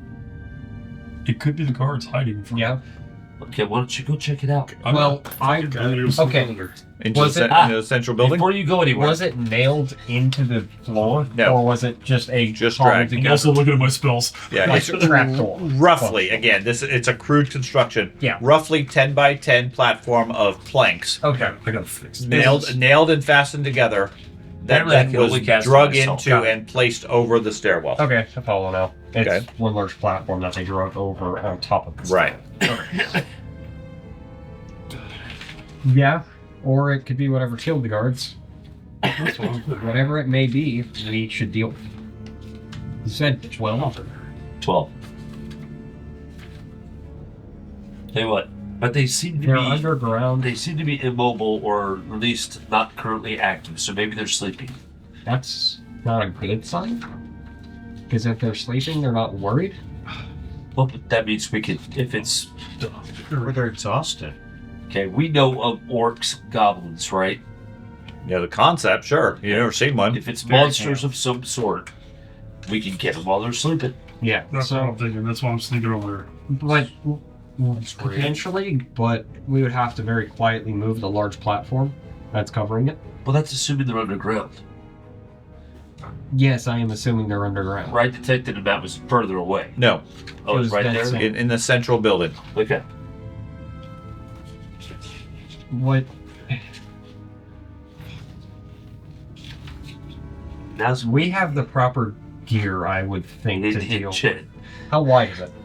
What's that? How wide is the stairwell itself? Is it 5 by 5? No. It was maybe 10. I mean, you couldn't really see it clearly until you moved the boards out of the way. Probably 10, 15 feet wide. Okay. We can potentially deal with it. Okay. We should at least confirm, or is it confirm that it's We need guards? somebody to go back to tell the guards. I got it. Fair enough. I'll do it. We'll go tell the guards. Guys, I found something. What'd you find? It shows you the Hey. graffiti on the back of the building. It the big green That's face. fairly obvious. That's a don't come here. Looks like paint. I don't know. Okay. You said crude graffiti? Mhm. Okay. You said there's a lore skill. I don't make it. It's red? It's a dark red paint of some sort. Is it blood? It certainly seems like blood. Okay. Seems relatively fresh. What is it? I have a distinct feeling. I have a distinct feeling those I'm are sneaking not. down there. It's mixed with something else very bitter. Yes. Thanks, Sean. If we can get down there quietly and confirm, That's how they make it stick. It really stay up there. I propose fire. No, even I'm having problems. What? If we can get down there and confirm it is these threats, I propose fire. Fire, and then we just hold up the trapdoor. What are we supposed to burn? You're gonna sneak in? Okay. While the rest of the group is just outside the entrance of it? It's less. Okay. It's And less do you have burn and anything? smoke 'em out. You look like you were looking for spells If we earlier. can lock them down there with the smoke, I have we can projected hearing, Okay. so presumably they I'm breathe. just gonna cast that. Okay. Giving And like project that in there. heartbeat rate. So, yeah, not a problem. Okay. And so what do I hear in there? Right now, you don't hear anything other than the group. It seems quiet from down below. The platform or covering or whatever is only maybe 30 feet into the building, not very far. You easily stalk up to it. You think you're pretty quiet. Yeah, the spell lets me hear through solid objects and everything. Okay. It's literally just transporting my ear effectively to wherever I want it to be within a certain range. Okay, so where do you want it to be within a certain range? Well, I'm gonna have him describe where he felt the things. Okay, from somewhere down below. Yeah, and then I'm just gonna kind of... And then we just move the thing 15 feet that way. Okay, you hear I hate to say gas. low voices chattering in a strange language. Nope. I don't believe you understand it. Nope. Okay, they're not talking in common. Are they Whatever. talking? Yeah. Well, then they're not asleep. No. They could be sleep talking. That sounds like we don't handle. How wide are the gaps in the actual platform? Is it like... Hold the rabbit. You said scaffolding. Is it like... It's very bars? rough. No, it's not bars. It's not organized or regular like that. It looks like they took whatever they could and just nailed it in haphazardly to form some sort of a mass. And the nails coming... Is there like holes in it? Like holes you can drop stuff through? Not large holes, but I mean, there are holes and you could probably put something small through it. Are the nails coming out or going in? Oh. Both. Oh.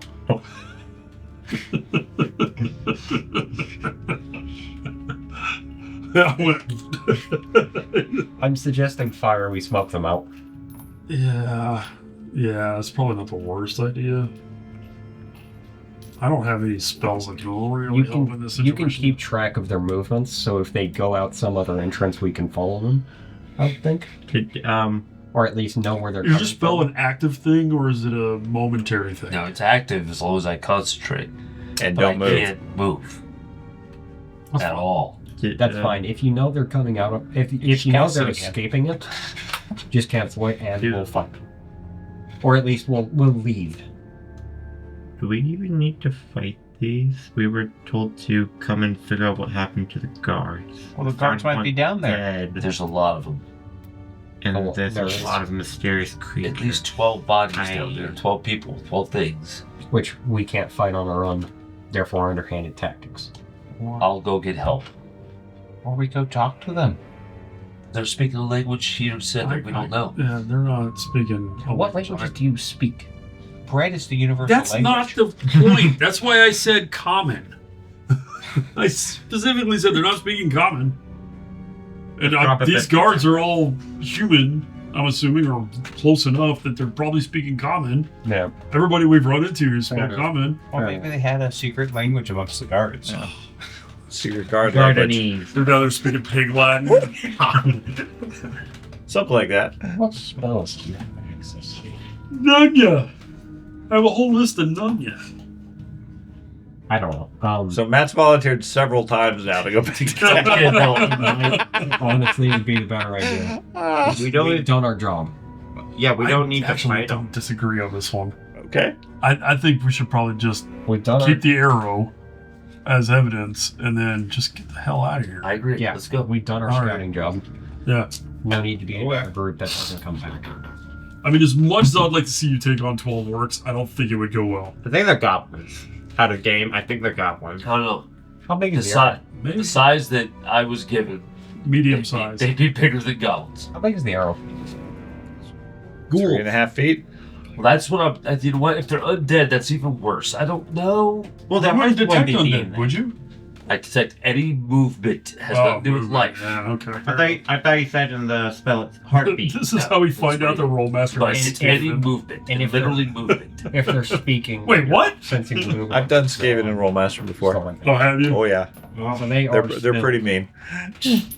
Nothing necessarily says they're lucky. So, if we fight them, I already know what I would do, and you guys wouldn't like it because it'd be a wall of fire. The whole, I'd burn them out, but I'd be putting a wall of fire up. Yeah, What 100%. what all does that produce? Why wouldn't you do that? You see, need to you're saying realize walls that's of fire. Is it magical just wall of fire, or is it like actual fire? It's I think it makes a wall of fire. Does it produce smoke? It's a wall It, of. That has a valid point. Smoke is built. It built by the fuel that it burns. Right. If it's It by actually itself burning, you will wouldn't not- necessarily have smoke. Correct. right. Where But there's I- smoke, there's fire. Where there's fire, there's not necessarily There's smoke. smoke. Yeah. But if it starts to burn things down there, it will. Canada's smoking us out for the Right. last The biggest difficulty, however, I think, is the wall of fire is like a little fire. It does an A. Can you put it on vertical surface? That is correct. You can jump through it and take an angle. It's a wall of uncomfortable heat. Yeah, what the fuck? That does not indicate fire.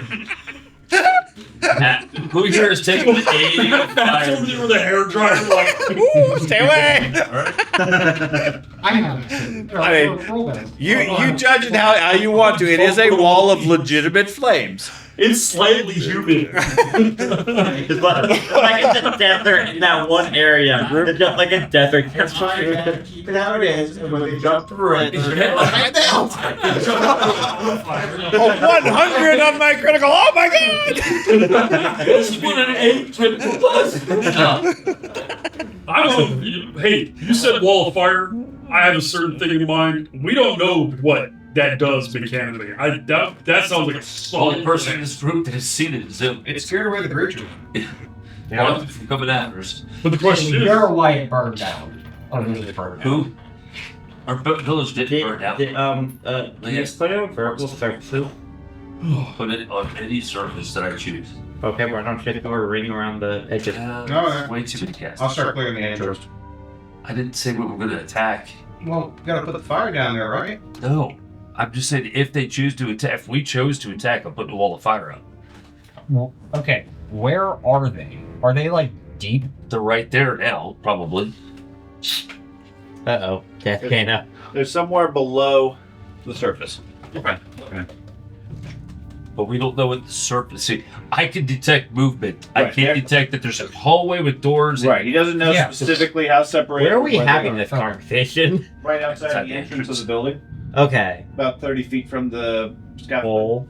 I can tell you a straight line distance. I should be able to tell you exactly straight line distance or this far away.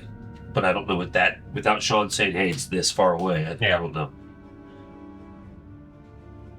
But it could be that they're downstairs behind in a room. Hey, took a minute. We did our job. Maybe it's wolves. If we stack more stuff on top of this, we can lock them down there. No, that won't work. I'm just not confident they would be able to withstand enough weight. My whole thing is this.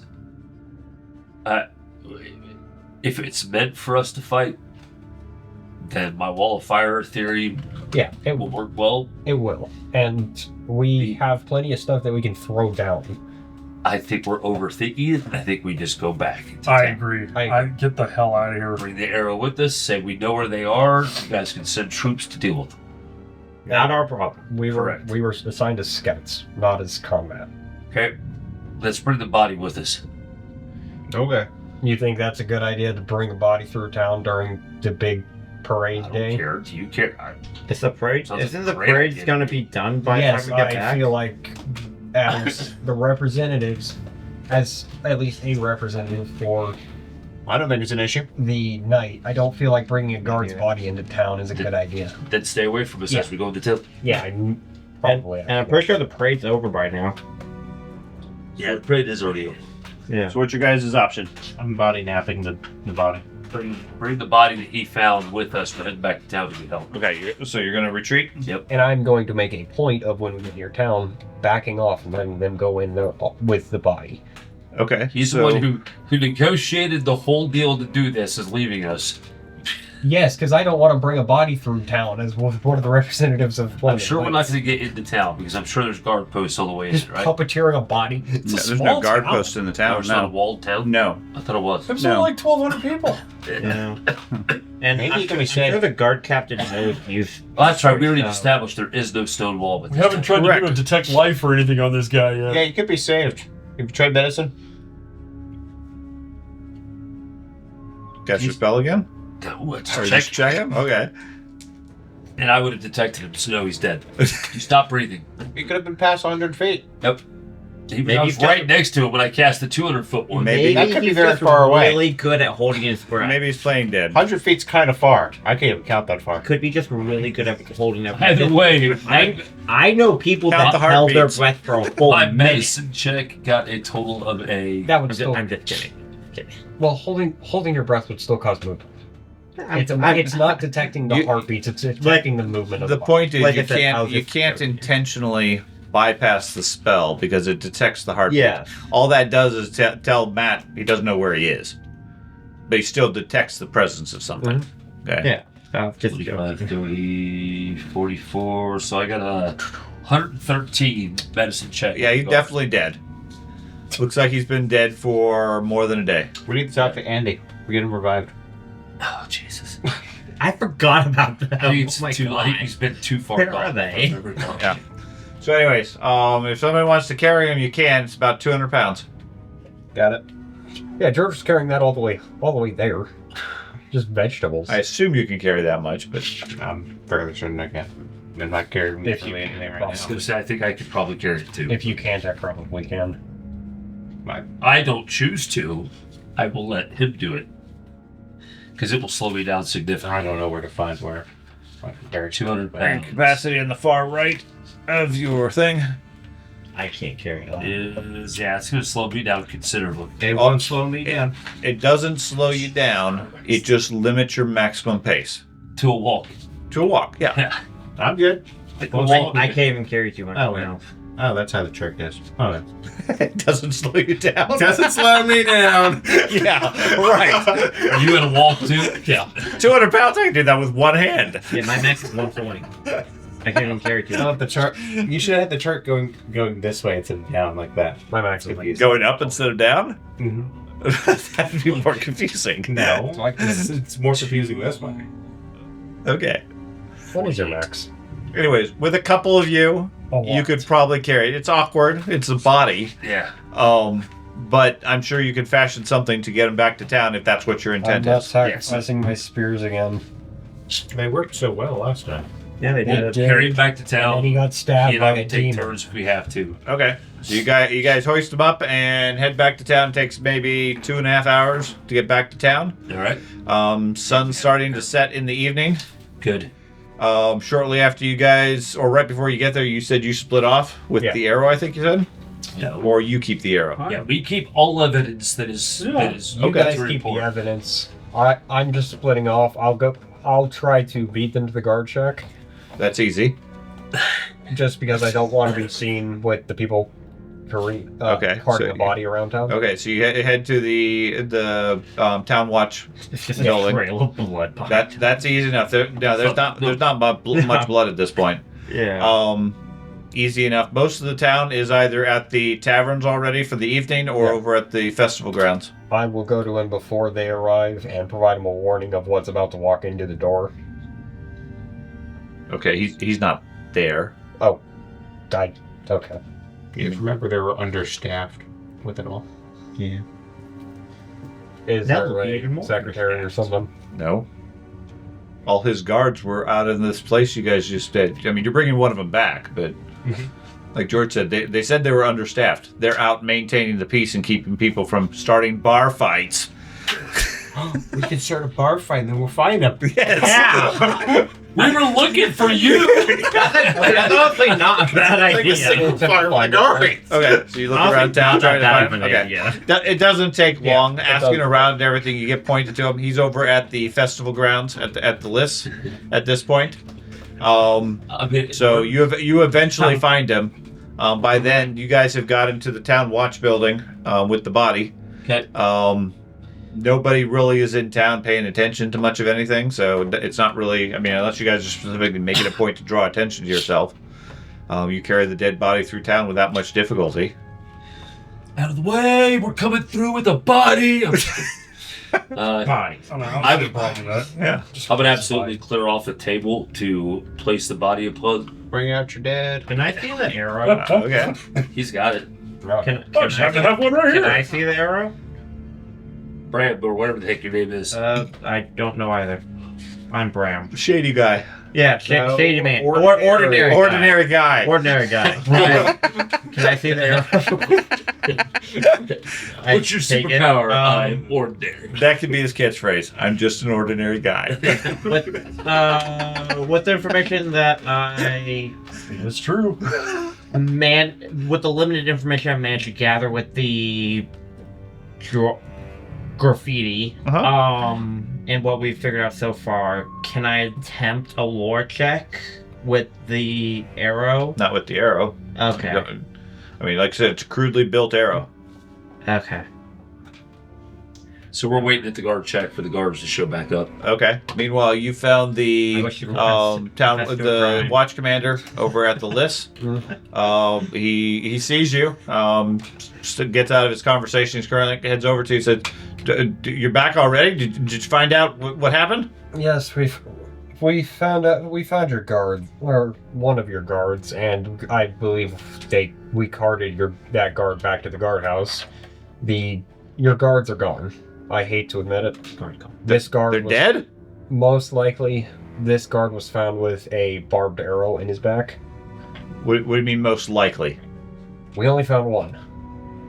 Okay. There were very little signs other than this. We only found one, and there were So bandits? bandits that were speaking some kind of unknown language. I'm Are sorry. you aware of You what? found the bandits. Let me walk you through what happened. We arrive here. See, what We happened find was this large structure that I was All I unaware could of. hear in my head. I hate to ask, what was the purpose of analyzing this structure? The building that's out there was a ruin. We were excavating it. Well, The Whispered Veil asked us to clear the area and keep it secure. well, something got excavated. We go there. We find on the back of the building a large skull drawn in blood, a large skull iconography drawn in blood and feces. What? We find one of your guards' bodies with this crude barbed arrow in his back, and our spellcaster, our druid, cast some kind of magic.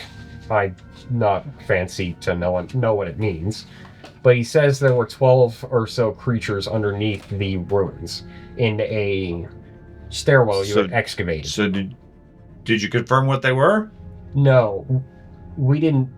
One, we went up to try to investigate the stairwell and heard low chattering of an unknown language, which told us we didn't have the manpower to deal with that. And I understand you don't have the manpower. Well, I thought you were a soldier. I am a soldier. I'm not a soldier trained enough to take on 12 unknown creatures. We have. Okay, I agree with that.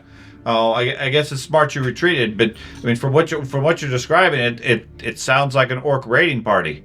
You didn't let them go, did you? We just left. explained to you. We fucking ran. We We just let them go. We returned back with the Well, body. yeah, but it's only him here. We returned back with the body. All of us. We did not stay. We did not feel we had the manpower to deal with it. Therefore, we returned to you in the hopes that you could perhaps find some other manpower. I realize now you don't have that manpower. Yeah, I mean, I got like 6 militia to protect the town. But if what you're describing here is accurate, this looks like an orc raiding party. They either need to be put down, or they're going to head back and report, and then we're going to have a far bigger problem on our hands. I have heard many stories about orcs in my village, but I have never encountered them myself. What village is that? Hadryn's Hold. I'm sure you heard of it from my... The frustration with which you said the name was Hadryn's Hold. Hadryn's Hold? No, never heard of that. I had assumed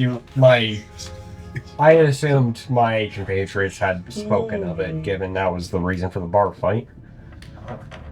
But No, they said they were from somewhere else. I don't remember what they said. Never heard of Hadryn's Hold. Well, that was fast. well, regardless, we were a very. So, What is an orc? what is an orc? Yes. To put it bluntly, what is an orc? Brutal, meat-eating cannibals. Okay. They are human. That is like... If we have an orc problem, that's serious.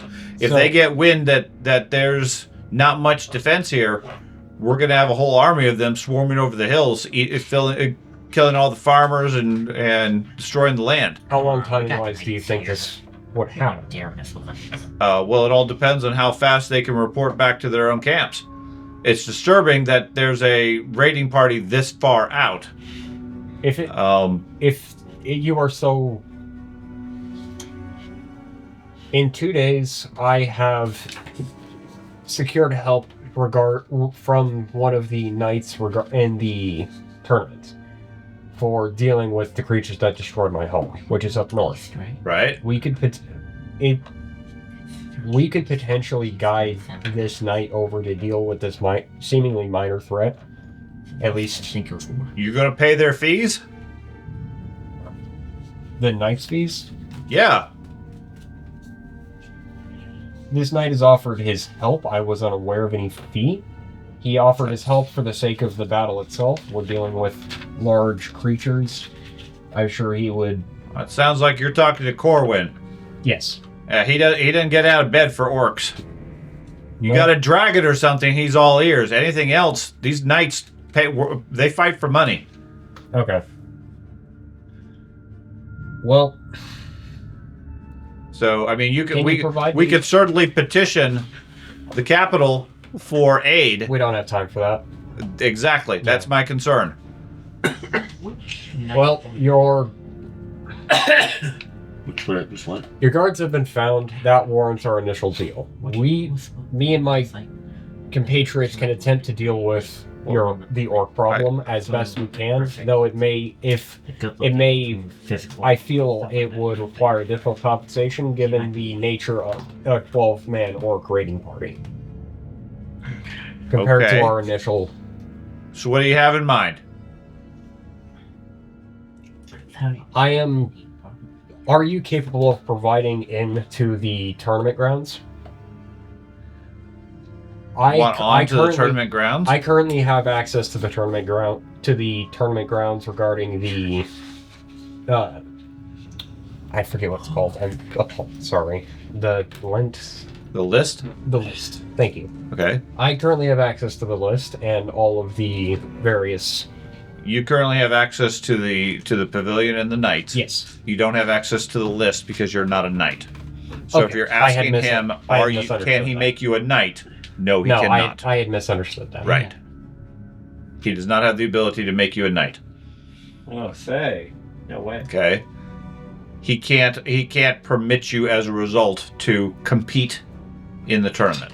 Yeah, I had misunderstood that. Yeah, so that's fine.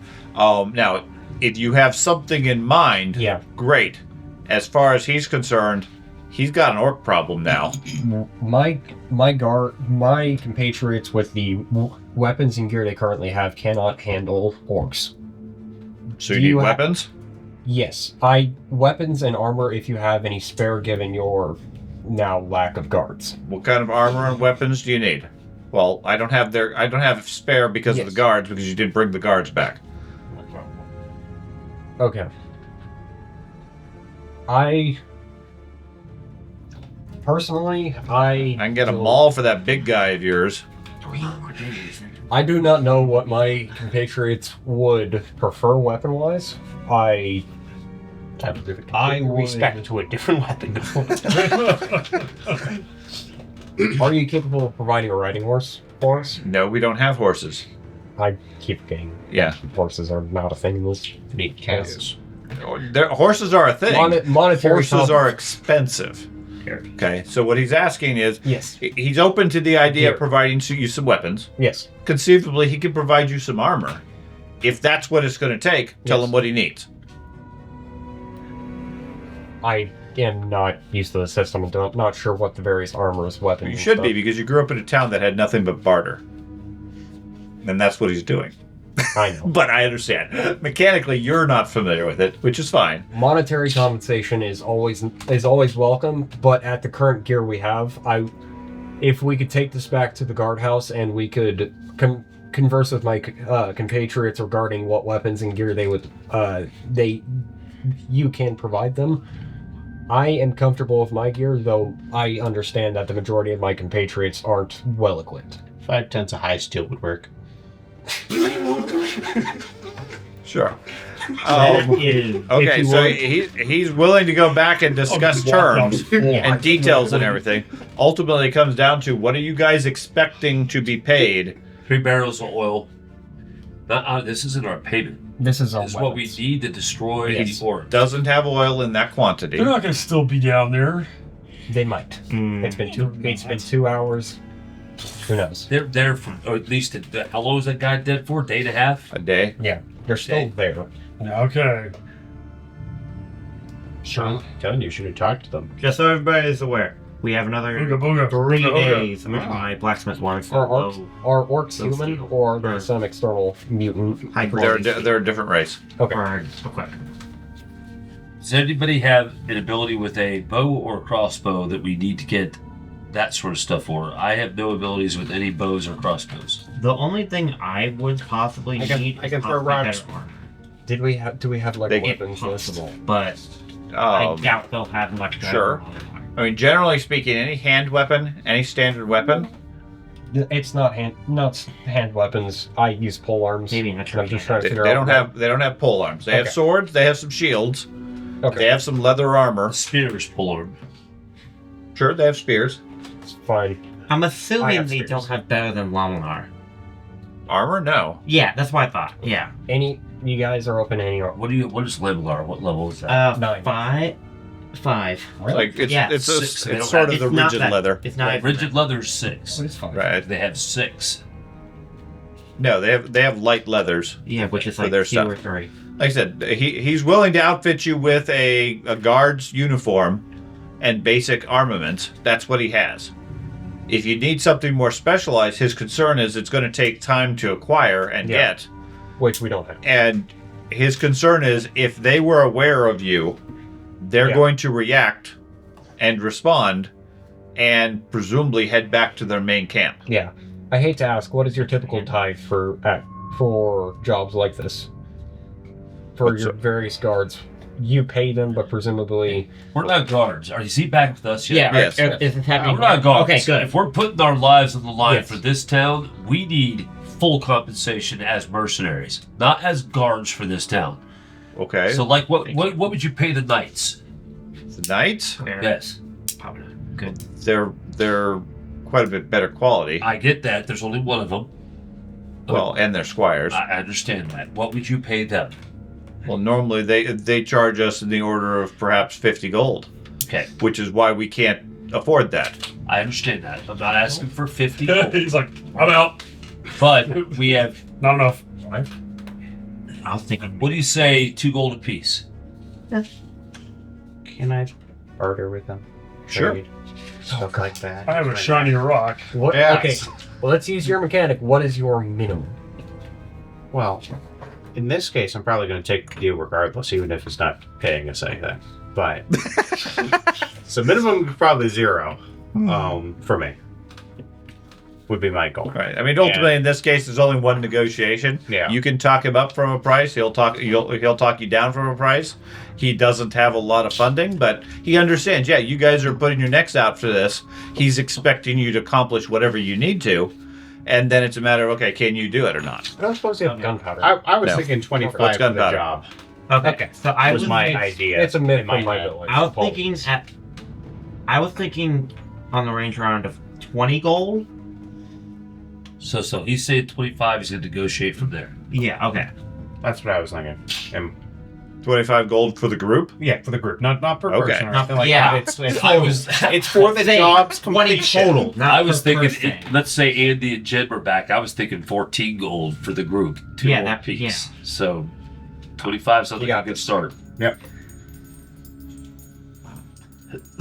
Here he has a knack for this trade. He's highly Ew. skilled. I am. Highest in the group. Oh, we rolled well. I got a 96. 96. Wow. Okay. Not bad. I could have done that. Probably. I don't. No. 5. That's exactly what would happen. Okay, so based on what your ask is and what he sees the perceived threat and everything,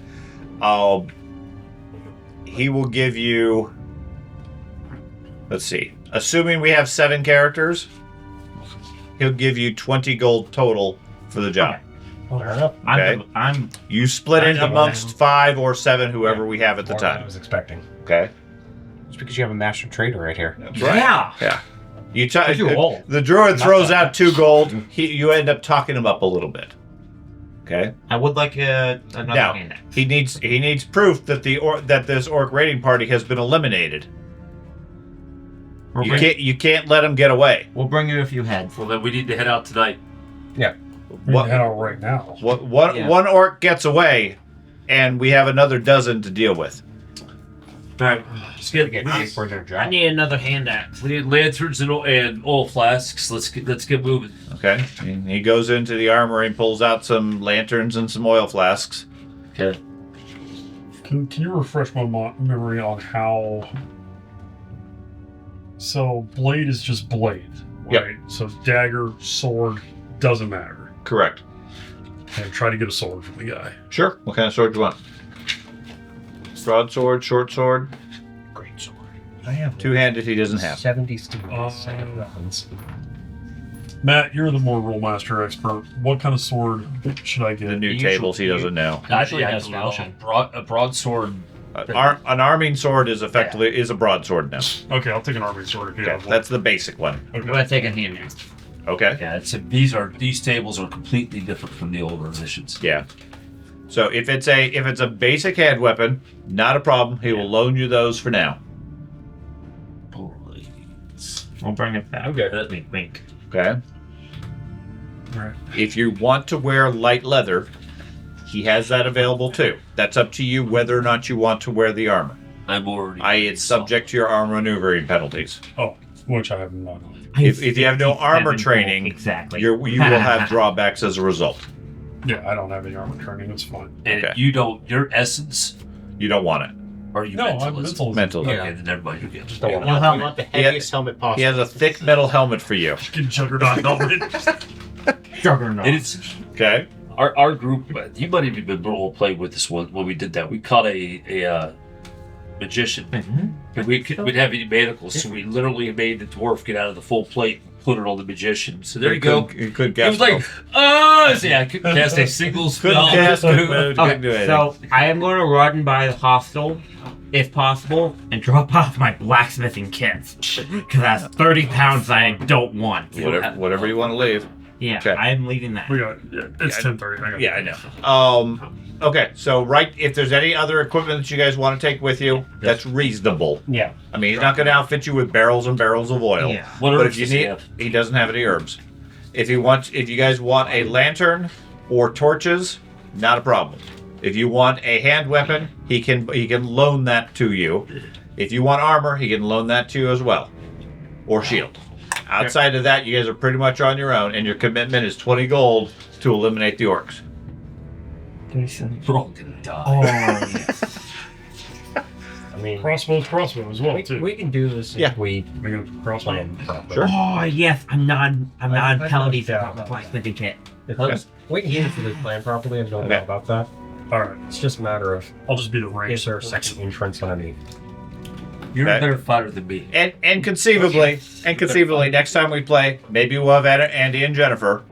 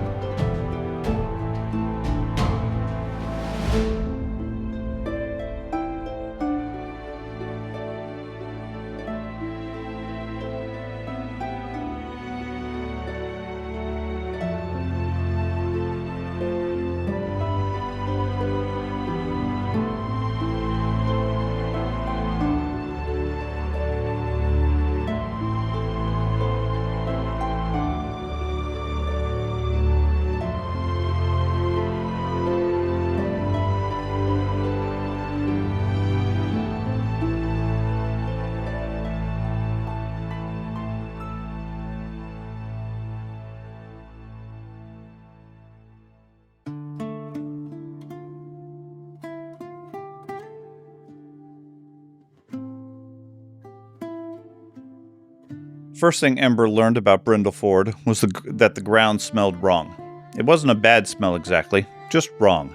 Back on the mountain paths, the earth smelled of damp granite, bitter pine needles, and cold, clear snow melt. The trails around Hadryn's hold had an honest smell to them, stone dust, iron, and the sharp, familiar scent of the herd. This place, however, smelled like everything all at once. Ember stood glued to the spot beside the hostel, his nostrils flaring as he worked through the warm air. Smoke, horse sweat, baking bread, wet leather, mud from the riverbank, something sizzling in grease, and something else, sickly sweet and entirely foreign, that made his nose itch. He gave a sudden, sharp sneeze, but the air didn't clear. Bram would know what all those smells were, Ember thought. Bram always knew. The dwarf had an enviable way of looking at the world that made it seem simple. A rock was either sturdy enough to build with, or it was scrap. A path was either safe, or it was a waste of time. A tool worked, or you sat down and fixed it. Ember respected that deeply. Things should make sense. He glanced down at the stout piece of hemp tied around his neck, trailing off to a heavy wooden post. The rope made sense. Bram had tied it there. Bram had chosen the knot, and Bram had placed him right where he was. Therefore, standing here was important work. Ember settled his hoofs and sat down in the dirt. Waiting, he reasoned, was an art form. He happened to be very good at it. Bram had been teaching him a great deal over the past few weeks, though most of the lessons didn't involve words. A dwarf like Bram wasn't the sort of creature to waste good breath talking to a kid, but Ember listened with his whole body anyways. Rule 1, do not chew the rope. Rule 2, do not eat things that belong to someone else. Rule 3, do not wander off. Rule 4, come when called and stay where you are put. They were hard rules, especially the second one. The world was full of things that smelled like they belonged inside a goat's mouth, and Ember was still trying to decide whether that was a flaw in the world or a flaw in himself. While the rope was undeniably boring, the street was a marvel. The heavy wooden wagon trundled past, and Ember watched its wheels with intense suspicion. They were round, yes, but they didn't roll down the hills like loose boulders. They moved only because somebody told them to. People were just as bizarre. They insisted on carrying heavy bundles in their front paws instead of slinging them draped proper over their backs. They wrapped themselves in extra layers even when they already had perfectly good skin, and they spent half their time making loud jabbering noises at each other before randomly leaning in for a hug. Ember couldn't wrap his head around them, but he couldn't bring himself to look away either. A human boy came dashing down the lane, clutching a piece of fruit in both hands. He carried a crisp, sharp scent that made Ember's mouth water. Apples. The boy skidded to a halt in the dirt. He blinked, looking down at Ember, and Ember stared straight back. The boy glanced over his shoulder, as if checking to see if anyone was missing a stray, and then leaned in close. Is that a baby goat? Ember immediately squared his shoulders and raised his chin. He was not a baby goat. He was a future strong goat. There was a vast difference.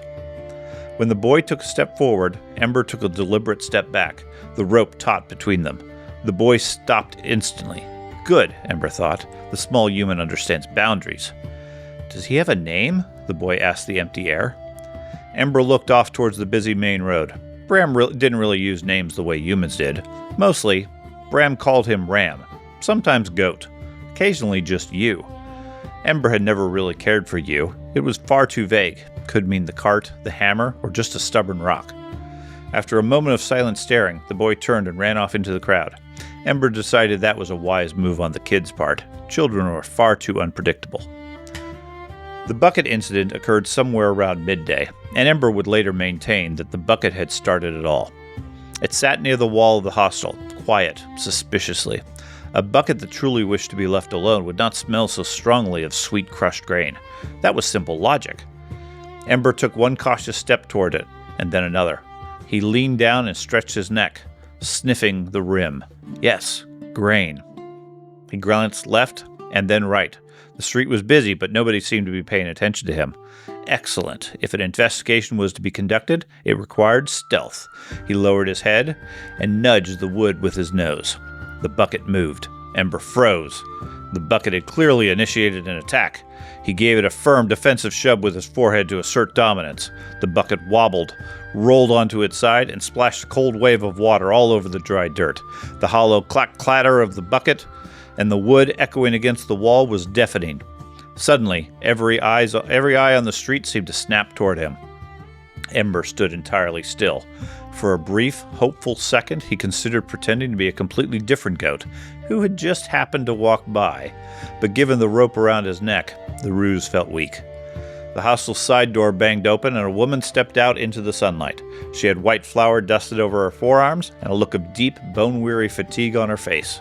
She looked down at the puddle, and then up at Ember. Ember immediately fixed his gaze on a patch of crumbling mortar on the stone wall beside her. Walls were sensible. Walls never accused a goat of wrongdoing. For a moment, there was only the sound of the town around them. Then, the woman let out a low, breathy laugh. Ember glanced back. Her shoulders were relaxed. Her mouth was curved up at the corners. She wasn't angry at all, which was deeply confusing. She walked over, wiped her dusty hands on the apron, and crouched down in front of him. "You're gonna be trouble, aren't you?" she murmured softly. Ember didn't know what trouble meant, but he understood her tone. It wasn't the sharp, growling sound Bram made when a wheel spoke snapped. It sounded light, almost as if she had been hoping for trouble today. She reached out and scratched him right between the ears. Ember held perfectly still, testing the sensation. It wasn't like being hoisted or hauled around. It was surprisingly acceptable. He leaned into her hand just a fraction of an inch before she stood back up and went inside. By the time the sun began to dip behind the jagged peaks, painting the sky in bruised purples and golds, the elf had arrived. Ember noticed him long before he reached the wall, mostly because the elf didn't make the ground complain when he walked. Most creatures announced themselves to the earth. Boots thudded, armor clanked, carts groaned, and voices boomed. The elf simply existed in one spot, and then he existed a little closer. He stopped directly in front of Ember, his tall frame blocking the low evening light, and studied the goat for a long, quiet minute. He didn't look at the rope around his neck. He didn't check the size of his hooves or inspect the nubby parts of his horns. He looked right into Ember's eyes. "You've been waiting all day," the elf said. His voice was smooth, like water slipping over smooth creek stones. Ember shifted his weight and cast a look back towards the main road. "Yes, I have." The elf followed his gaze. "He will return." Ember's ears twitched upward. He looked back at the stranger. The elf had understood. Most two legs just made meaningless noise, but this one seemed to hear the silence between the thoughts. To Ember's surprise, the elf folded his long legs and sat down right on the dirt next to him. "Your name?" the elf asked softly. Ember blinked. The elf offered a gentle smile. "You have one. I know you do." "Of course I do," Ember thought, a little indignantly. Everything had a name. The tall mountain behind Hadryn's Hold had a name that sounded like deep thunder. The cold creek had a name like rushing pebbles. The herd had a collective hum of a name, and Bram was a heavy stone-solid sound. The elf waited patiently, shifting his weight against the wall. Ember tried. He gathered the feeling of who he was, the warm spark in his chest, the glow of the cook fire Bram built at night, the crackle of dry leaves, and pushed the thought outward, forcing it forward like a heavy boulder. The elf's eyes narrowed slightly in concentration. Then, slowly, they widened. "Ember," the elf whispered. The young goat froze, his tail giving a nervous kick. The elf had heard it. Not a bleat, not a sound from his throat, but the thought itself. Ember quickly looked away, suddenly feeling very bare beneath the elf's soft gaze. The elf chuckled softly, a warm, quiet sound. "I think that is what you call yourself." Ember kept his eyes on the road, but a quiet sense of satisfaction settled in his ribs. He didn't know how the tall stranger had done it, but he liked that it had happened. A few minutes later, a heavy, familiar set of boots came crunching through the gravel. Bram emerged from the crowd, his broad shoulders swinging as he walked. Ember scrambled to his feet instantly, his hoofs clicking against the stone. Bram stopped. His sharp dwarf eyes took in the scene in a single glance. Ember standing tall, the overturned empty water bucket, the flour-dusted woman waving from the hostel doorway, and finally, the elf sitting comfortably in the dirt. Bram looked back down at Ember and let out a long, rumbling sigh that shook his beard. "First day," Bram grunted. That was all he said, but Ember knew the tone intimately. It wasn't anger, and it wasn't disappointment. It was just the heavy, comfortable weariness of a day's work. Bram stepped closer, reached out a thick, calloused hand, and gave Ember a solid, affectionate rub right between his ears, resting the palm there for a brief moment. "Still here," Bram noted softly. Ember looked up in the dwarf's weathered face. "Yes, still here." As twilight settled over Brindle Ford, Bram led Ember down to a dry, quiet nook beneath the hostel's overhanging timber eaves. The town around them was still far too loud, brimming with strange smells and unpredictable people. But as Ember curled his legs beneath him and tucked his nose against his flank, the weight of the rope was gone from his mind. Tomorrow, he thought, he would figure out what the sweet-smelling grease was.